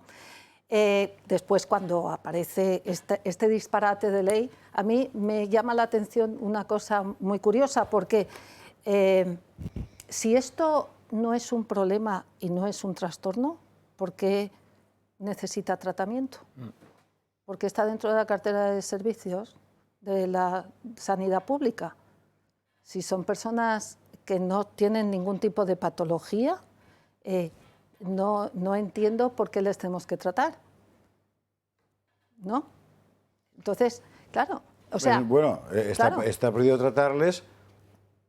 No, claro. En el camino contrario. O sea, estamos haciendo el disparate. Para que transicionen, las terapias de conversión, exactamente. Estamos haciendo el disparate de cambiar y de hormonar a los menores de edad. Sí, ese es un disparate en base mayor todavía. ¿A qué diagnóstico? Pero ¿qué diagnóstico si no es patología? Hemos despatologizado, digamos, el que uno no se sienta identificado con su propio cuerpo. Con lo cual, ¿por qué les tenemos que tratar si no es una patología? No debería de estar dentro de la cartera de servicios. Es todo un disparate. Es un disparate sin evidencia científica y además que no sabemos las consecuencias a largo plazo. Algunas las empezamos a saber de gente que se arrepiente completamente. No, claro, y llegará el momento que evidentemente habrá también denuncias aquí. He vivido disparates tan gordos en Fiscalía de Menores como menor transicionado chico a chica y chica a chico que se han hecho novios y se han denunciado por violencia contra la mujer. O sea, contra la mujer, porque la chica que era chico ha pegado al chico que ahora es chica. O sea, era todo como diciendo el fiscal, pero ¿y esto cómo lo tratamos? Sí, es a difícil. ver, ¿y qué había detrás? Chavales con muchísimos problemas de conducta y con otro tipo de problemas. Y se impide diagnosticar que muchos de estos chicos, esto que manifiestan no deja de ser otra cosa que un síntoma de otra cosa que hay detrás. Ese es el grave problema y la desgracia que estamos haciendo con nuestros chavales. Y encuentran una salida en estas leyes que luego se arrepienten. Pero al final es que estamos construyendo unas leyes para proteger a minorías en contra de la mayoría. estamos protegiendo determinadas minorías que lo que acabo de decir, no necesitan tal protección porque ya existe en nuestro ordenamiento jurídico desde la norma suprema que es la Constitución que lo protege a otras normas como es el Código Penal, etcétera, etcétera, por delitos que se puedan cometer contra ellos o homofobia o de cualquier tipo de delito que está tipificado en el Código Penal. Entonces estamos desprotegiendo a unos colectivos muy pequeños, estamos protegiendo a unos colectivos muy pequeños y desprotegiendo a la mayoría de la sociedad. Y por cierto, en el caso concreto este del de Olot, del asesino este de Olot, hay una serie en Movistar, tengo que hacer publicidad porque además está bastante bien la serie que se llama Crímenes. Nosotros salimos en Movistar, o sea que es una publicidad perfectamente... Catalana es, ¿no? Sí, pero está bien. Y uno de los capítulos de la serie esta, de Crímenes, es sobre este sujeto. Y yo le recomiendo a la gente que lo vea porque es que es un angelito, o sea, hay que ser mala persona para tratar como trata a este hombre y cómo utilizaba a los ancianos para directamente matarles. O sea, es un desastre total y absoluto. Y que luego por cierto, uno de los delitos más invisible, que es el maltrato a los ancianos. Sí, ciertamente. Es interesante eso de la protección de las minorías, porque en realidad es una protección falsa. Totalmente. Es decir, tú la minoría la creas. Cuando hablamos de las leyes ideológicas, tienen una función. Ellos saben perfectamente que el resultado es injusticia, pero es que no es eso lo que persiguen. La ley del sí es un perfecto ejemplo. Ellos saben perfectamente que lo que va a salir de ahí es un monstruo, pero es que lo que les interesa no es el resultado de esa ley en la vida cotidiana de la gente de a pie.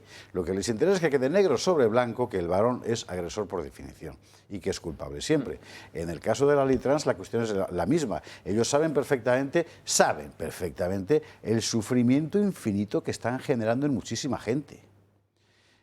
Pero viven de eso. Saliendo lo ahora. ha dicho Raquel antes, muy del enfrentamiento social. Claro, pero la clave es dejar negro sobre blanco que la opción del género es una opción puramente individual, que es una perfecta estupidez.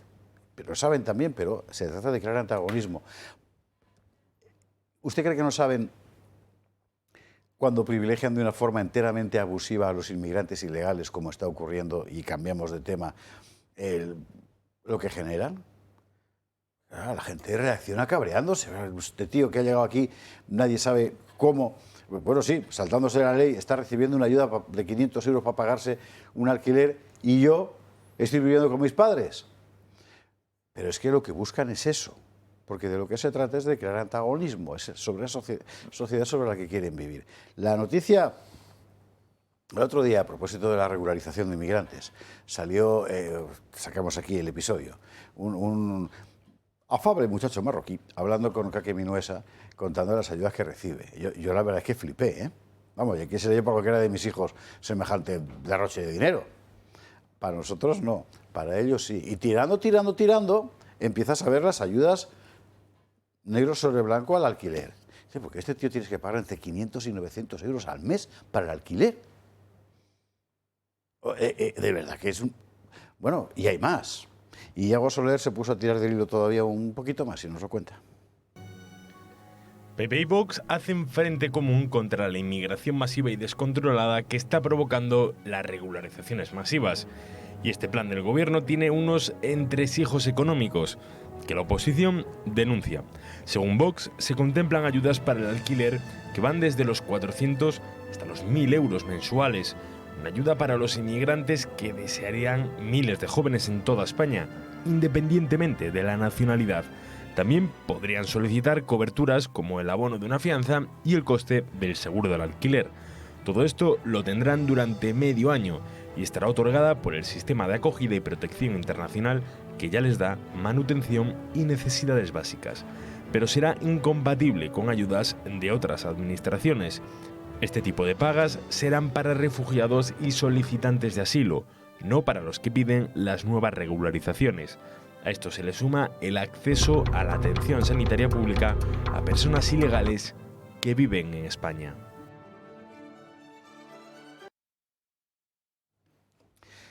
Es interesante porque el poder niega constantemente que exista un trato de privilegio. Y los que publican estas cosas, pienso fundamentalmente en Rubén y el Pulido y en Canario Today, sacan los papeles continuamente. Como que, mira, Y son los boletines oficiales de las comunidades autónomas y tal, y del Estado.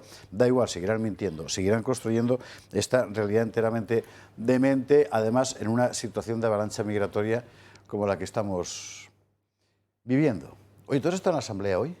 Sí. Hoy había pleno, ¿no? Hoy había pleno. ¿Podemos sí. aclarar la posición de la Comunidad de Madrid respecto a la regularización masiva? Yo quiero recordar que la ruptura de gobiernos PP-Vox fue por este asunto, con los menas. ¿Se acuerda usted? Bueno, ahora el Partido Popular está, yo lo escuchaba a Feijóo con toda claridad, manteniendo una posición en realidad contraria a la que mantuvo en su día, incluso cuando avaló la ILP de la regularización masiva. Pero no termina de quedarme claro, Moreno Bonilla hasta ayer, ¿no? Creo que ha cambiado de opinión ahora también. Hasta esta mañana. Esta mañana, o sea, ¿qué les pasa? Sí, el problema es que no saben exactamente lo que quieren. En Madrid lo que hacen es un discurso encendido, pero a la hora de la verdad, entonces se vienen abajo y se esconden un poquito. Es lo que siempre hacen. Porque claro, cuando hacen esos discursos encendidos y nosotros les proponemos, por ejemplo, temas como el que ha llegado a un acuerdo Extremadura, nos lo rechazan todos. Con lo cual, pues no se sabe muy bien a qué juegan, qué quieren o qué no quieren. Yo, desde luego, voy a seguir en el tema, por ejemplo, en sanidad, que no consigo tener las cifras exactamente de lo que gasta la Comunidad de Madrid en farmacia para la inmigración ilegal. No consigo esas cifras, como sí lo ha conseguido, por ejemplo, creo que Valencia, Cataluña, lo ha conseguido. En Madrid no lo he conseguido, no está, por supuesto, en el portal de transparencia y en las preguntas escritas no me han contestado. Entonces, una vez visto eso, tú les dices, bueno, ¿y ahora cómo vamos a repartir los presupuestos, por ejemplo, en sanidad? Y pues no lo saben, no tienen un plan, no lo tienen muy claro. O sea, protestan, pero a la hora de la verdad no toman una posición clara de que esto no puede seguir así. Capito. Bueno, yo lo primero que tengo que decir es que la regularización que pretende el Gobierno en la actualidad es otra barbaridad. Y que, como se ha dicho en el reportaje, tiene una incidencia económica, por supuesto, pero yo creo que tiene una incidencia política, que también es lo que persigue, o es otro de los objetivos que persigue el Gobierno con esta regularización. Si esta regularización se lleva a cabo en los términos en los que se quiere llevar a cabo y afecta al número de inmigrantes que parece que va a afectar, y que no eran los 500.000 que se nos dijo inicialmente, sino que es un número mucho mayor, esto supone un cambio del censo electoral. Si a ello le unes con la intención que tiene el Gobierno de controlar férreamente Indra, con el control exhaustivo que tiene sobre correos, pues empieza a sospechar que aquí, si se han hecho en otras ocasiones algunas cosas, aunque el presidente del Gobierno diga que han sido 2 o 3 votos y que a dónde va estos 2 o 3 votos, que la declaración esa es para ponerla en repetidas ocasiones. Cuando se dijo que Koldo intentó amañar las primarias del Partido Socialista con determinados votos, y bueno, si en realidad fueron 2 o 3 votos. O sea, eso ya te está retratando al personaje. O sea, que yo creo que esta regularización tiene otras intenciones aparte de las económicas, que por supuesto que va a tener una incidencia económica, pero creo que va a tener una incidencia política. Creo que además es una regularización manifiestamente ilegal porque no es conforme al ordenamiento jurídico español, porque además modifica por un real decreto la ley, una ley orgánica como es la Ley Orgánica de Extranjería, y tampoco es acorde con el derecho comunitario. Por lo tanto, creo que los recursos que se han interpuesto tienen bastantes posibilidades de prosperar. Y luego, en cuanto a las ayudas, pues es lo que estamos viviendo desde hace muchísimo tiempo. En primer lugar, no se quiere poner orden en el caos migratorio, y yo creo que eso cada vez la sociedad española es más consciente de ello. Y en segundo lugar, supone un volumen de gasto público, determinadas ayudas que van a fondo perdido para que no se consigan los objetivos, porque en muchos casos esos objetivos son absolutamente irrecuperables o no están muy bien definidos para esas ayudas, que al final la población española está tomando conciencia de cuál es la gravedad de este problema, y cada vez con mayor criterio. No, quería comentar que creo que el recurso donde se pedía medidas cautelarísimas para este tema, efectivamente, ha sido desestimado. Sí, no era el de Hazte Oír, era el de la Asociación para la... Pero Hazte Oír sí que lo han admitido, ¿no? No era de Hazte Oír. Era de la Asociación para la... Ay, por favor, defensa histórica sí, o algo. Voy a decir el nombre de mi amigo Javier, al que desde aquí mando un abrazo, 1000 personas por no acordarme del nombre. Bueno, de un nombre más cortito otro día, pero voy a decir enseguida. No ha prosperado las medidas cautelarísimas. De todas maneras, quería comentar una cosa y es la mala fe, es que solo puedo entender lo que es mala fe, de quitar a un actor fundamental en estos procesos, que es a la policía. Efectivamente. Para el control. A mí eso me parece muy grave. Aquí hay un tema gravísimo que yo quería someteros a los dos, y desde el punto de vista político, práctico y además jurídico. Asociación para la Reconciliación y la Verdad Histórica. Eso.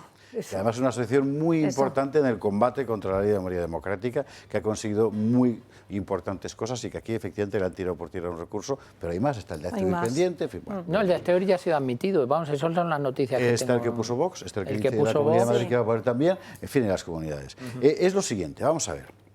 A mí hay una... tú has mencionado, y es muy oportunísimo, porque esto la gente no lo sabe, que a la policía la han quitado del medio en el proceso, pero a la gente de extranjería también. Y de hecho hay una huelga que han montado comisiones obreras. Yo me malicio que con doble intención, ¿verdad?, por este asunto. Resultado, el gobierno encarga la mayor parte de este trabajo, en realidad, a una estructura administrativa que no es el Estado. Bueno, pero eso ha pasado, no solo es la primera vez que ocurre, sino es la seña de identidad de este gobierno, que cuando aprueba leyes de una importancia y de una relevancia como esta, no escucha a los principales implicados. No, me preocupa, eso por supuesto, pero me interesa sobre todo la segunda parte. ¿En qué medida es legal? Bueno, quiero decir, ¿puede...? Eso lo hacen casi todas las administraciones públicas. Pero ¿puede una sociedad, que es una empresa semipública, ejecutar un acto administrativo que solo puede en realidad la Administración General del Estado aprobar? No, a ver, una cosa es en el momento de la elaboración de la norma, que cada vez todas las administraciones públicas las encargan a gente que no pertenece a la administración, y otra cosa es la aplicación práctica de la norma, y ahí sí que no la puede aplicar alguien que no sea funcionario. Es decir, que tú no puedes ir a la oficina de Traxa a regularizarte. Bueno, cuidado. Te van a dar los papeles. Cuidado, en la oficina de Traxa, y ahí entras ya en un terreno bastante pantanoso, porque yo llevo defendiendo desde hace mucho tiempo que Traxa hace cosas que no debería hacer. Pero hay una sentencia del Tribunal de Justicia de la Unión Europea, concretamente 2 sentencias sobre Traxa, Traxa 1 y Traxa 2, que son del año 2007, en las que sí dice que Traxa, al ser un medio propio, lo que se llama la teoría en el derecho anglosajón del in-house providing o teoría del medio propio, que Traxa sí que puede hacer determinadas cosas. Bendice las situaciones que está haciendo Traxa. Yo creo que no, que hay cosas que hace Traxa que no puede hacer, porque efectivamente está entrando en un terreno de ejercicio de potestades públicas que no puede hacer una sociedad mercantil pública, lo tendría que hacer estrictamente una administración pública. O sea que a tu pregunta yo te respondo, desde mi punto de vista, no. Traxa hace cosas que no puede hacer. Desde el punto de vista del Tribunal de Justicia de la Unión Europea, como santificó la doctrina Traxa, aunque yo creo, y lo pongo como ejemplo siempre, que esa es una sentencia en la que el Tribunal de Justicia oyó campanas y no sabía por dónde iban, pero realmente una sociedad mercantil pública no puede ejercer potestades administrativas. Lo digo por lo siguiente, vamos a ver, en el tema migratorio hemos visto cómo el Estado externaliza en las ONGs, muy señaladamente, por cierto, las vinculadas con la Conferencia Episcopal, todo se ha dicho, externaliza en ellas el tráfico humano, entre otras cosas porque la Administración no podría hacerlo, estaría delinquiendo todos los días. Se lo pasas al tercer sector, que se convierte en realidad en organizaciones paragubernamentales, que es lo que son. Bueno, pero es una actividad, no es un papel con sello del Estado. Claro, eso no lo puede hacer Traxa. O sea, la regularización, tal y como se permite, eso no lo puede hacer Traxa. Y aquí lo que tienes es, quitas a la policía del medio, lo debería hacer. Primera falta grave. No compruebas antecedentes penales. Ni policiales. Ni policiales, lo cual nos ha dicho hoy los diputados de Más Madrid que, claro, nosotros los diputados tampoco hemos presentado antecedentes penales y policiales, con lo cual se nos ha ocurrido que podíamos introducir esa proposición no de ley en la que todos presentásemos nuestros antecedentes penales, policiales, incluso, si es posible, una determinación de drogas, antes de entrar a la Asamblea. Bueno, ya sabes que en muchos parlamentos el tema del consumo de la droga, no voy a decir en España, pero fuera de España, en los servicios, en los baños de algunas instituciones parlamentarias, por lo visto, se encontraban bastantes productos estupefacientes. Nosotros que somos el país estrella en el consumo de drogas, absolutamente, pues íbamos, es verdad. En fin. Hay que hacer una pausa, todavía, ¿verdad? Me quedan 2 pausas publicitarias, ¿verdad, queridos? Bueno, es que esta gente me distrae mucho. Y hemos de hablar de la mujer de Santos Cerdán en las Cortes, allí compareciendo. Por fin ha ido. Sí, y además ha hablado. No está mala. La gente esperaba que no. Y lo veremos. Hemos de hablar del rifirrafe, que es mucho más que un rifirrafe, es una guerra abierta entre los jueces de a pie, los de puñeta y toga, y el gobierno, que es una cosa de verdad. Y tiene que contarnos, por cierto, llegó a Soler su visita al Sáhara. ¿Sabe usted que de esta regularización quedan excluidos no solo los ucranianos, sino también los saharauis? ¿Por qué será? ¿Por qué será? Publi y lo vemos.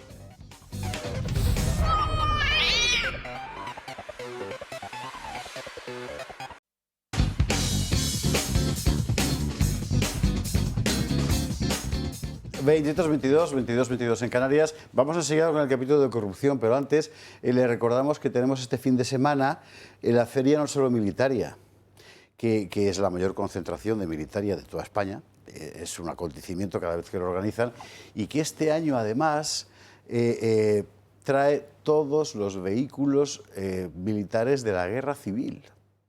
Vamos a ver tanques soviéticos, tanque soviético T-26, no, ese es un Panzer, desde aquí no lo veo, es un Panzer 1 alemán, ese es un Panzer 1 alemán, si no me equivoco, o sea, todos. Cosas increíbles, y además allí con espacio. ¿Sabe usted qué es eso? Ese era uno de los autobuses del Terminus de Franco, del cuartel general móvil del caudillo durante la guerra civil. ¿He dicho caudillo? Bueno, sí, pues eso. Hay varios en España, este es uno de ellos, el comedor, si no me equivoco. Fíjese usted qué cosas, ¿eh? Bueno, pues todo eso es, entre otras muchas cosas, como siempre, libros, eso es el T-26 soviético. Era un tanque magnífico, por cierto. Bueno, como siempre, librerías, airsoft, objetos militares, las hermandades de veteranos, todo ahí en la Torre, la Ciudad del Conductor, en Parla, con sitio de sobra, 700 plazas de aparcamiento gratuito. O sea, y cuesta 7 euros. O sea, hay que ir. Es que hay que ir. Creo que mañana en Los Húsares tendremos a Pablo Casinello de la Fundación Don Rodrigo, que lo organiza, para que nos cuente más detalles. Vámonos a las Cortes, donde hoy comparecía en la comisión de investigación correspondiente la señora de Santos Cerdán. Y en principio nadie esperaba nada de la comparecencia, pero finalmente, mire usted por dónde, ha estado jugosa, y ha sido así. Dale. Un auténtico show el que se ha vivido en la comisión de investigación del caso Koldo en el Senado. Lo ha protagonizado Paqui, la mujer de Santos Cerdán. Finalmente ha acudido a la comisión, pero lo ha hecho 20 minutos tarde porque quería entrar acompañada de varios asistentes, pero la ley obliga a que solo acuda con una persona. Finalmente, 20 minutos más tarde, ha acudido sola y se ha acogido a su derecho a no declarar porque dice que su marido está siendo investigado y ha pedido abandonar la sala. Me acojo a la dispensa legal de prestar declaración al encontrarse mi marido investigado en un procedimiento penal, aparentemente por los mismos hechos objeto de esta comisión. Por lo anterior y dado mi estado de salud, solicito se me permita abandonar la sala. El presidente de la comisión le ha dicho que tiene que permanecer en la sala por respeto a los ciudadanos y también a los propios senadores. Y ella, acto seguido, ha abierto su bolso y ha cogido el móvil. Señora Muñoz, buenas tardes. Señora Muñoz, ¿está usted aquí? Buenas tardes. Buenas tardes. ¿Por qué está todo el rato con el móvil? A esta comisión yo puedo hacer lo que quiera, ¿no? Respirar también. No, respirar sí, pero jugar al móvil no. No sé si jugando al Candy Crush, comprando en el Corte Inglés o mirando Instagram o qué está haciendo usted en el móvil. Pero es una falta de respeto al Senado. Durante toda la sesión la hemos visto así, con la cabeza agachada y mirando el móvil. Pero eso sí, ha perdido los nervios en el momento en el que la senadora de UPN ha mencionado su nombre, la Paqui. A la Paqui, que le conocen todas las vendedoras del Corte Inglés. Señor presidente. Sí, dijo que el que me llamen a mí la Paqui, yo soy Francisca Muñoz Cano. Sí. Señora, la Paqui es en plan despectivo y clasista, ¿vale? Que quede claro. Y eso ha sido todo. Paqui no se ha pronunciado sobre sus gastos desmesurados y su elevado nivel de vida, presuntamente a costa del dinero público de todos los españoles. A la senadora de UPN habrá que poner una placa o algo, porque hay que ver, joder, qué bien lo está haciendo. Sí. Doña Francisca Muñoz, ¿qué tendrán en el móvil? Ricardo. En fin, bueno, cada día tenemos una nueva amenidad y la de hoy, además de esta, ha sido lo que se ha conocido del informe de la UCOS sobre la señora Armengol, que venía con el run desde el principio de que la que más complicado lo tenía era Francina Armengol. ¿Por qué? Porque era de la que más testimonios y más transparentes había acerca de su intervención personal directa para contratar con la trama Koldo. Creo que tenemos el titular del Mundo de hace unas horas, ¿no? De unas pocas horas, donde queda bastante claro. Ahí está, muchísimas gracias. El asunto, la UCO acredita que Armengol facilitó el acceso de la trama Koldo en Baleares. Aquí pues ha trascendido mucho lo de que si Koldo le llamaba cariño y esas cosas. Lo demás es que ella fue personalmente la que intervino para las compras masivas de un material que, como sabemos, y aquí lo contó Jorge Campos abundantemente, ha estado inédito durante años. Ya, pero nadie lo ha abierto, siquiera. El hombre más honrado, el único hombre honrado del Peugeot, la premió haciéndole la tercera autoridad del Estado, sí, que es presidenta del Congreso, cuando evidentemente había más que sospecha. Lo que pasa es que Sánchez tiene un pequeño problema, que no se entera de nada. Es un hombre que la corrupción que hay, no sabe que su hermano vive en la Moncloa y que tiene que estar trabajando en Badajoz, no sabe que su mujer, sin tener ningún tipo de titulaciones catedráticas, lleva una cátedra en la Complutense y hace todo tipo de negocios e influye en asuntos que llegan al Consejo de Ministros y sobre los que él tiene que resolver directamente, no sabe que sus dos secretarios generales tenían la vida que tenían porque no los conocía, no le dio tiempo a conocerlos en el Peugeot suficientemente. No sabía absolutamente nada este hombre. Yo no sé cómo puede ser presidente del gobierno si se entera de algo alguna vez. En relación a la comparecencia de doña Francisca, ¿cómo se llama? Francisca Rodríguez. Muñoz. Francisca Muñoz. Doña Francisca Muñoz, que quería hacerse acompañar de varios asistentes. Sí. Es otra seña de identidad del socialismo. Si no llevan asistentes a todos los sitios, están acostumbrados a que les sirvan. O sea, son personas acostumbradas al servicio y no parece que eso sea muy progresista ni que sea muy no lo sé. Luego habla de clasismo. Oiga, mire usted, y usted ha estado haciendo, ahora quiere que lleve, pero ¿qué asistentes quería, qué quería que fuesen? ¿Qué tiene, 5 o 6 abogados? ¿O tenía el asistente de la limpieza? Que no sé muy bien qué tipo de asistentes quería que entrasen con ella al Senado. Y luego la comparecencia, pues se ve perfectamente de qué estamos hablando y cómo estamos hablando y cómo hicieron todas las cosas que han hecho. Es un auténtico desastre, un espectáculo, y el sanchismo es esto en estado puro, desgraciadamente para este país, porque llevamos así ya cerca, se van a cumplir ahora 8 años. Pues sí, es una desgracia. No, 8 años no, 7 años, ¿no? 7. Desde el 18, no, 8. Vamos para 8, Es una gran desgracia, pero yo viendo esto, que es francamente repugnante, ¿eh? Porque esta señora, pues, bueno, solo puede ser la mujer de un tremendo gángster corrupto. Ha hecho lo mismo que la señora Begoña Gómez cuando vino a la Asamblea de Madrid, es leer un panfleto. Lo que pasa que por lo menos tuvo la delicadeza de no ser una maleducada. Y de no sacar el móvil. Exacto, de no sacar el móvil, es que ¿no? Se tapó con el pelo. Es una falta de no todo. No contestar, una falta, y estuvo aguantando allí las preguntas que le hicimos sin contestar ninguna. Pero a mí lo que me preocupa, de verdad me preocupa muchísimo, es que parece que tenemos el electroencefalograma plano en España, pero ¿cómo podemos seguir soportando esto? Y yo aquí, a quien le echo mucha culpa de esto, es al señor Feijóo. El señor Feijóo tenía que ser un poquito más duro con esto.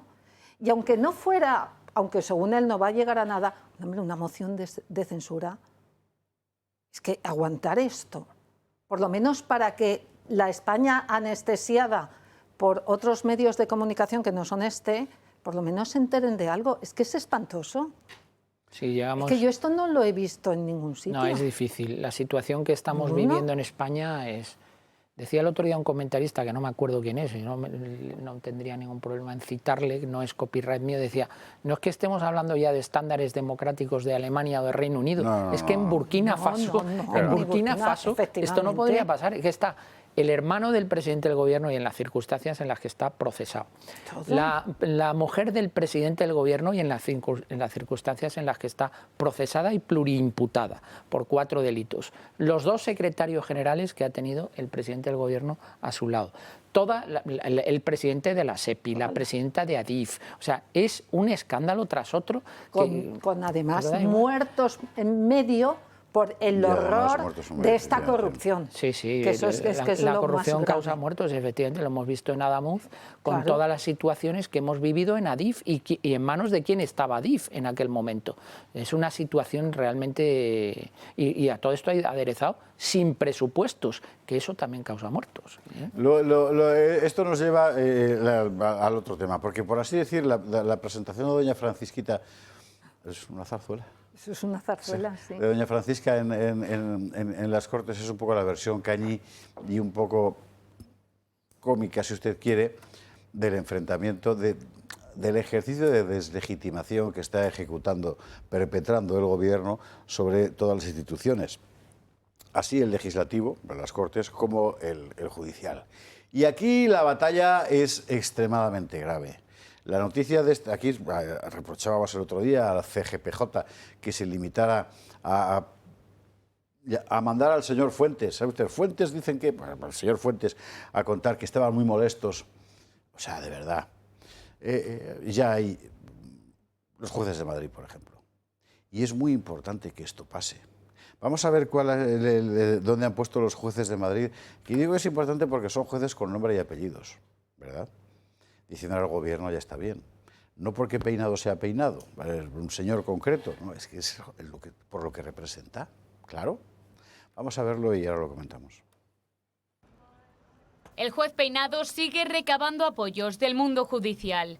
Ahora son los jueces de instrucción de Madrid los que rechazan las descalificaciones y ataques de Félix Bolaños y acusan al ministro de socavar la confianza de los ciudadanos y los jueces. Así lo ha expresado la Junta de Jueces de Instrucción de Madrid en una declaración institucional. En ella aseguran que Peinado ha sufrido ataques personales y profesionales y recuerdan que la ley es igual para todos. El auto en el que Peinado deja a Begoña Gómez al borde del banquillo ha suscitado críticas del Ejecutivo, sobre todo de Félix Bolaños, que afirmó que la instrucción del magistrado ha avergonzado a muchos ciudadanos y ha causado un daño irreparable. Creo que ha avergonzado a muchos ciudadanos de nuestro país. Ha avergonzado a muchos jueces y magistrados. Creo que el daño que se ha hecho al buen nombre de la justicia es un daño que seguramente en muchos aspectos será irreparable. Tras estas palabras del ministro, las principales asociaciones de jueces salieron en defensa de Peinado, tacharon de inadmisibles las palabras del ministro y mostraron su preocupación por el descrédito que suponen estas palabras para el Poder Judicial. La APM consideró además inadmisible que este tipo de declaraciones las haga un miembro del Gobierno, que es precisamente el titular de Justicia. Un apoyo al que ahora se suman los jueces de instrucción de Madrid, algo que no se había producido nunca. Y aunque tarde, Feijóo también ha querido salir en defensa de Peinado. Se ha atacado al Estado de Derecho una vez más, embistiendo, como he dicho antes, contra la independencia judicial desde el Gobierno. En fin, bueno, hay más respecto a Bolaños, porque Miguel Ángel Pérez ha contado hoy algo que además le encaja perfectamente a Bolaños, que son sus cartas conminatorias agresivas a la presidenta del Consejo General del Poder Judicial. Bolaños, vamos a ver el titular si os parece, por favor, Bolaños escribiendo a la señora Perelló para presionarla.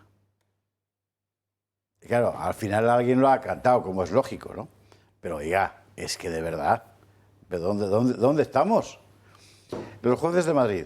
Raquel, tú además conoces bien la plaza, ¿verdad? Sí, conozco muy bien la plaza, valga la redundancia, de Plaza de Castilla.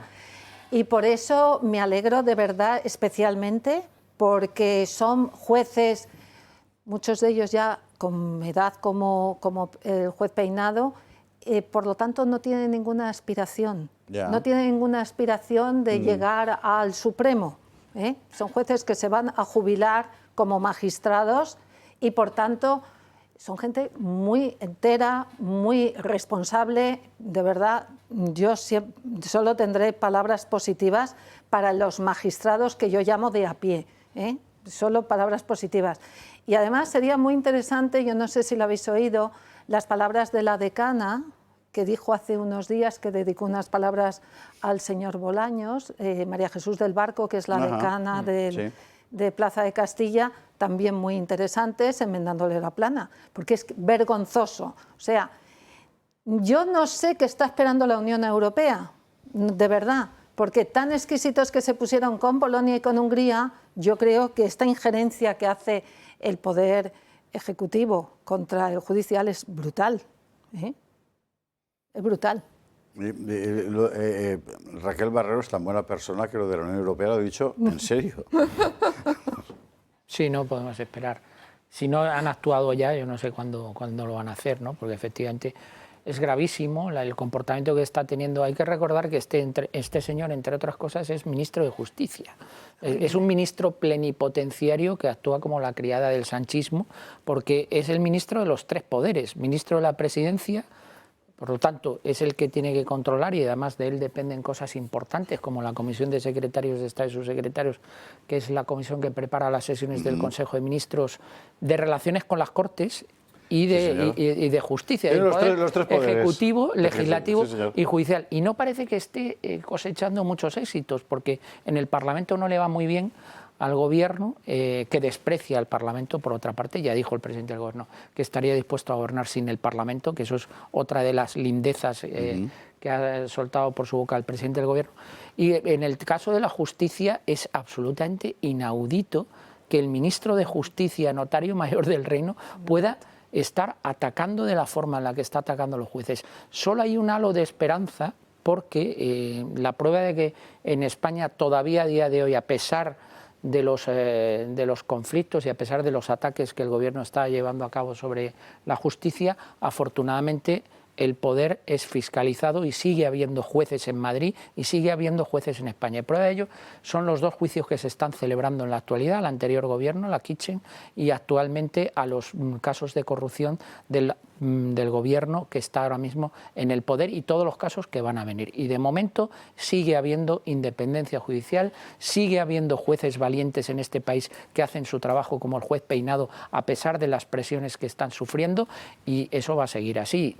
Yo no sé a qué está jugando el Gobierno, solo pero hay desde un luego... problema, mientras el Constitucional no enmende la plana a un Bueno, Supremo. ya veremos lo que dice el Constitucional. Es inaudito también, Bueno, inaudito. absolutamente. Hay determinadas sentencias No es un poder del Tribunal judicial y está Constitucional. constantemente No es enmendando la plana. desgraciadamente Claro. no es un poder judicial. Claro que no lo Desgraciadamente no es un poder judicial y está sumamente politizado, y esa es una de las grandes reformas pendientes en nuestro país, el nombramiento de los magistrados del Tribunal Constitucional, porque desde luego flaco favor están haciendo a la institución con algunos de los pronunciamientos que están llevando a cabo en los últimos años. El Constitucional, esto hay que recordarlo siempre porque el Gobierno deliberadamente confunde a la gente, el Constitucional no es poder judicial. Sus componentes no son jueces, algún juez hay, pero no están ahí por ser jueces, por jueces de carrera. Su función no es judicial en absoluto, es puramente política, que es la interpretación de las normas que en su caso se le someten a efectos de ver en qué medida son constitucionales o no. Y ya está, eso es para lo que se creó. En la práctica se ha convertido en un auxiliar del Poder Ejecutivo para enmendar la plana al Poder Judicial, que es una auténtica enormidad. Y dirá Raquel, ¿y qué va a hacer Bruselas?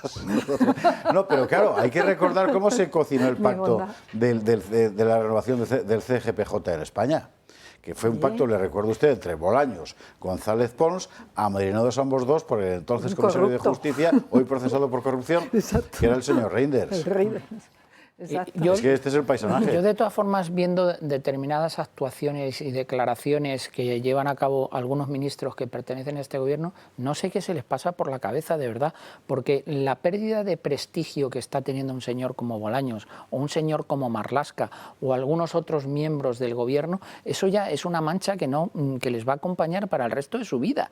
No sé si les compensa seguir siendo ministros con la actuación que están llevando a cabo y el descrédito no van a público. ser después otra cosa. Y el descrédito público que tienen. Es que no van a ser después otra cosa. No, es que no van a volver a... Desde luego, porque con la actuación de que Margarita Robles luego volviendo juzgada en Zaragoza.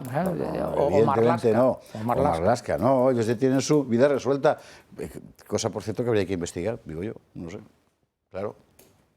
Eso debe ser, porque desde luego hay mucha gente que no estaría dispuesto a tragar y a pasar por algunas de las cosas que están pasando estos ministros. Ya verás tú el Masaiz cuando vuelva a su trabajo de jurista. Claro. En fin. El problema es cómo vuelvan a su trabajo algunos del PSOE. Sí. Sí, en las saunas y otros sitios. Es una opción. Oye, mira, más relajados ya. Tampoco nos engañemos. En fin, bueno. Así está el patio. Seguiremos informando. Ha habido más cosas hoy. Lo de Gaspar Zarrías con Leire, la cloaca que aparece. Y si usted se fija, lo que estamos, el tema de la SEPI en la comisión también del Senado, ¿lo ha sido, no? Sí, sí, para el Congreso no hay. Sí. Bueno. Y si usted se fija, cada vez que se toca una tecla, suenan varias al mismo tiempo, en este caso. Todo está conectado con todo. Todo. O sea, es realmente una trama de corrupción. Sistémica, absolutamente sistémica. Eso es lo que hay que decir, sistémica, efectivamente, es un sistema corrupto, en fin. Bueno, pues esto se lo dedicamos a todas esas fuerzas vivas del país que han apoyado a Pedro Sánchez en su regularización de inmigrantes, al margen, por cierto, del Parlamento y de tantas otras cosas. Y si usted no sabe quiénes son, ya se lo señalo yo, la Confederación Episcopal y la patronal, a la que desde aquí mandamos nuestro saludo más cariñoso. Cariñosísimo. Nos vamos a la publicidad y a la vuelta, hablando de cariños. Dentro de esta regularización de inmigrantes, por cierto, la cosa editorial lo hemos dicho mil veces, ¿eh? Vamos a ver, si tú tienes aquí gente trabajando de extranjis, 3 años, 4 años, no los has echado, es bastante sensato regularizarlo. Habría sido mejor que no entraran, pero si se ha quedado aquí la culpa es tuya, entonces arréglalo. Eso tiene sentido. Lo que no tiene ningún sentido es regularizar a bulto a todo el que haya entrado hasta 5 meses antes, porque 5 meses son todos los que hay legales, claro. Y sin filtros. Y sin filtros, efectivamente, como el viejo bisonte. Claro. Bueno, de todos estos hay 2 grupos humanos concretamente excluidos, cosa, por cierto, que para mí también sería suficiente argumento para recurrir a la norma, porque no deja de ser una discriminación por razón de origen, que son los ucranianos y los saharauis. A esos no se puede regularizar. ¿Por qué? Vamos a ver, objetivamente eso hace injustas y contrarias a derecho, no sé si a la ley, pero desde luego a derecho, todas las demás regularizaciones. Entonces, vamos a ver, el pelirrojo con pecas ese, no. En fin. Sí, totalmente. Es una arbitrariedad que no tiene mucha justificación. Y lo de los saharauis, además, con doble daño, porque han sido las víctimas de la gran traición de Pedro Sánchez, que es la entrega del Sáhara. Otro hora español a Marruecos. Bueno, hace unos días estuvo Iago Soler en el Sáhara, viendo a los campamentos de refugiados y tal. Volvió con todo lleno de polvo, por cierto. Tiene usted el ordenador de Iago cómo está. En fin, a ver si lo lava. La cosa es que este fin de semana veremos un reportaje amplio, a fondo, sobre lo que él ha visto allí. Y a modo de aperitivo, a la vuelta de la publi, viene y nos lo cuenta.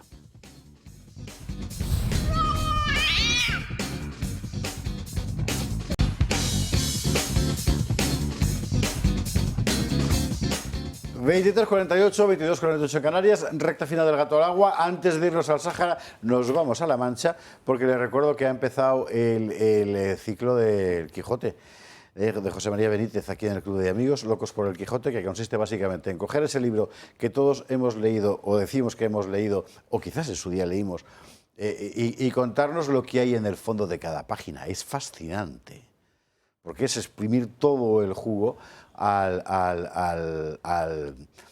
una de las mayores obras de la literatura universal, sin duda la primera gran novela moderna. Claro. Y así que Agotada la cítrica pulpa de la ingeniosa metáfora que escribió Arilza en un... que no se puede llamar más cursi, pero... del Quijote, hay que apuntarse, ¿eh? Nos vamos al Sahara, porque Yago ha estado allí estos días. Yago, Soler, buenas noches, ¿qué pasa? Muy buenas noches, Pardo. ¿Qué tal? ¿Qué tal la experiencia? Vamos a ver el domingo reportaje grande sobre la cuestión. Sí, un especial detrás de, bueno, pues una experiencia bastante impactante. Lo comentábamos ahora, donde se ve pues un nuevo fallo de la política exterior española, clavado, anclado en el tiempo durante más de 50 años, pero sobre todo ya con la última puntilla del gobierno de Sánchez en 2022. Seguro que todos los espectadores conocen la historia, pero es que justo se cumplían 50 años, ¿no?, de la proclamación de esa República Árabe Saharaui Democrática, y se nota que Marruecos, por desgracia, juega muy bien las cartas. Mientras desfilaba Brahim Ghali, ese personaje que provocó la mayor crisis entre España y Marruecos, Mali, por ejemplo, pues reconocía la solución de Marruecos como la mejor para el conflicto del Sáhara. Nosotros lo vemos en el día a día con la claudicación del Ejecutivo de Sánchez ante los intereses de Rabat, y allí pues una población cansada, una población que no para de preguntarse por qué España no hace nada, por qué España... Hubo un testimonio que lo explico de una chica periodista que decía: me parece genial la postura de Sánchez con Palestina. Dice, pero ¿y nosotros? ¿Por qué a nosotros no, un pueblo que el régimen marroquí bombardeó cuando huían con napalm, con bombas de racimo? Lo vamos a ver el domingo. Bueno, en fin, y esa población metida en unos campamentos de refugiados en Argelia, a miles de kilómetros de distancia de su primera casa, y ellos lo dicen: yo no quiero ir a España, yo no necesito un visado, yo no quiero aquí que se me mande ayuda y construir una casa con una piscina.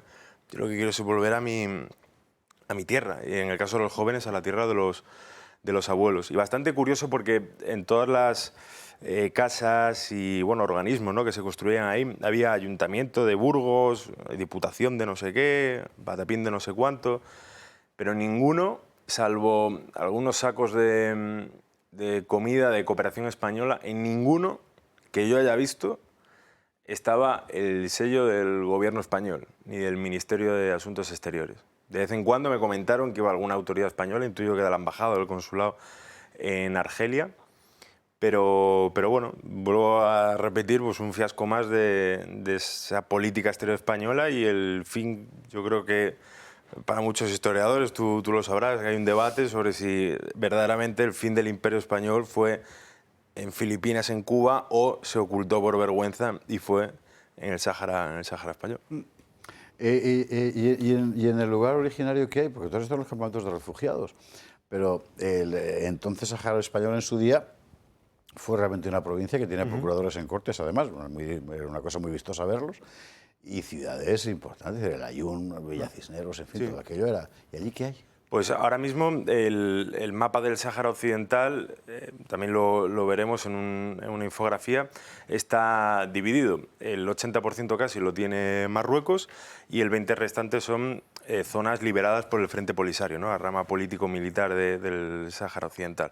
Entonces, en las zonas ocupadas por Marruecos, efectivamente, Villas Cisneros, ya además, ahora mismo hay una política de Marruecos, a través de influencers y a través de propagadores turísticos, de convertir eso en una especie de Tarifa, Zahara de los Atunes, Benidorm, con la colaboración de aerolíneas como por ejemplo Ryanair, que vuela desde España, allí tiene algunos vuelos, y donde las autoridades marroquíes prohíben descender a periodistas españoles, como por ejemplo Francisco Carrión, que ahora mismo está en Televisión Española, pero antes estaba El Independiente, y donde el ministro de Asuntos Exteriores, Álvarez, calla ante la negativa de las autoridades marroquíes a dejar a un periodista español descender a una zona ocupada. Entonces, ahora mismo es eso. También hay una política de tira floja con el expolio, sobre todo acuático, a nivel de pesca de los saharauis con la Unión Europea. Y vuelvo a repetir, es que Marruecos sabe mucho. Marruecos en la primera temporada lo vimos en Detrás de, juega muy bien las cartas, aquí en El Gato también lo hemos tratado muchas veces. Tiene muy buena diplomacia, tiene muy buenos servicios secretos, tiene muy buenos socios como Israel y como Estados Unidos ahora mismo. Y es una pinza bastante peligrosa la que puede hacer. Y me lo comentaban militares del Polisario. Nosotros, lo que vosotros vivís con Ceuta y Melilla, nosotros lo vivimos hace 50 años. Efectivamente.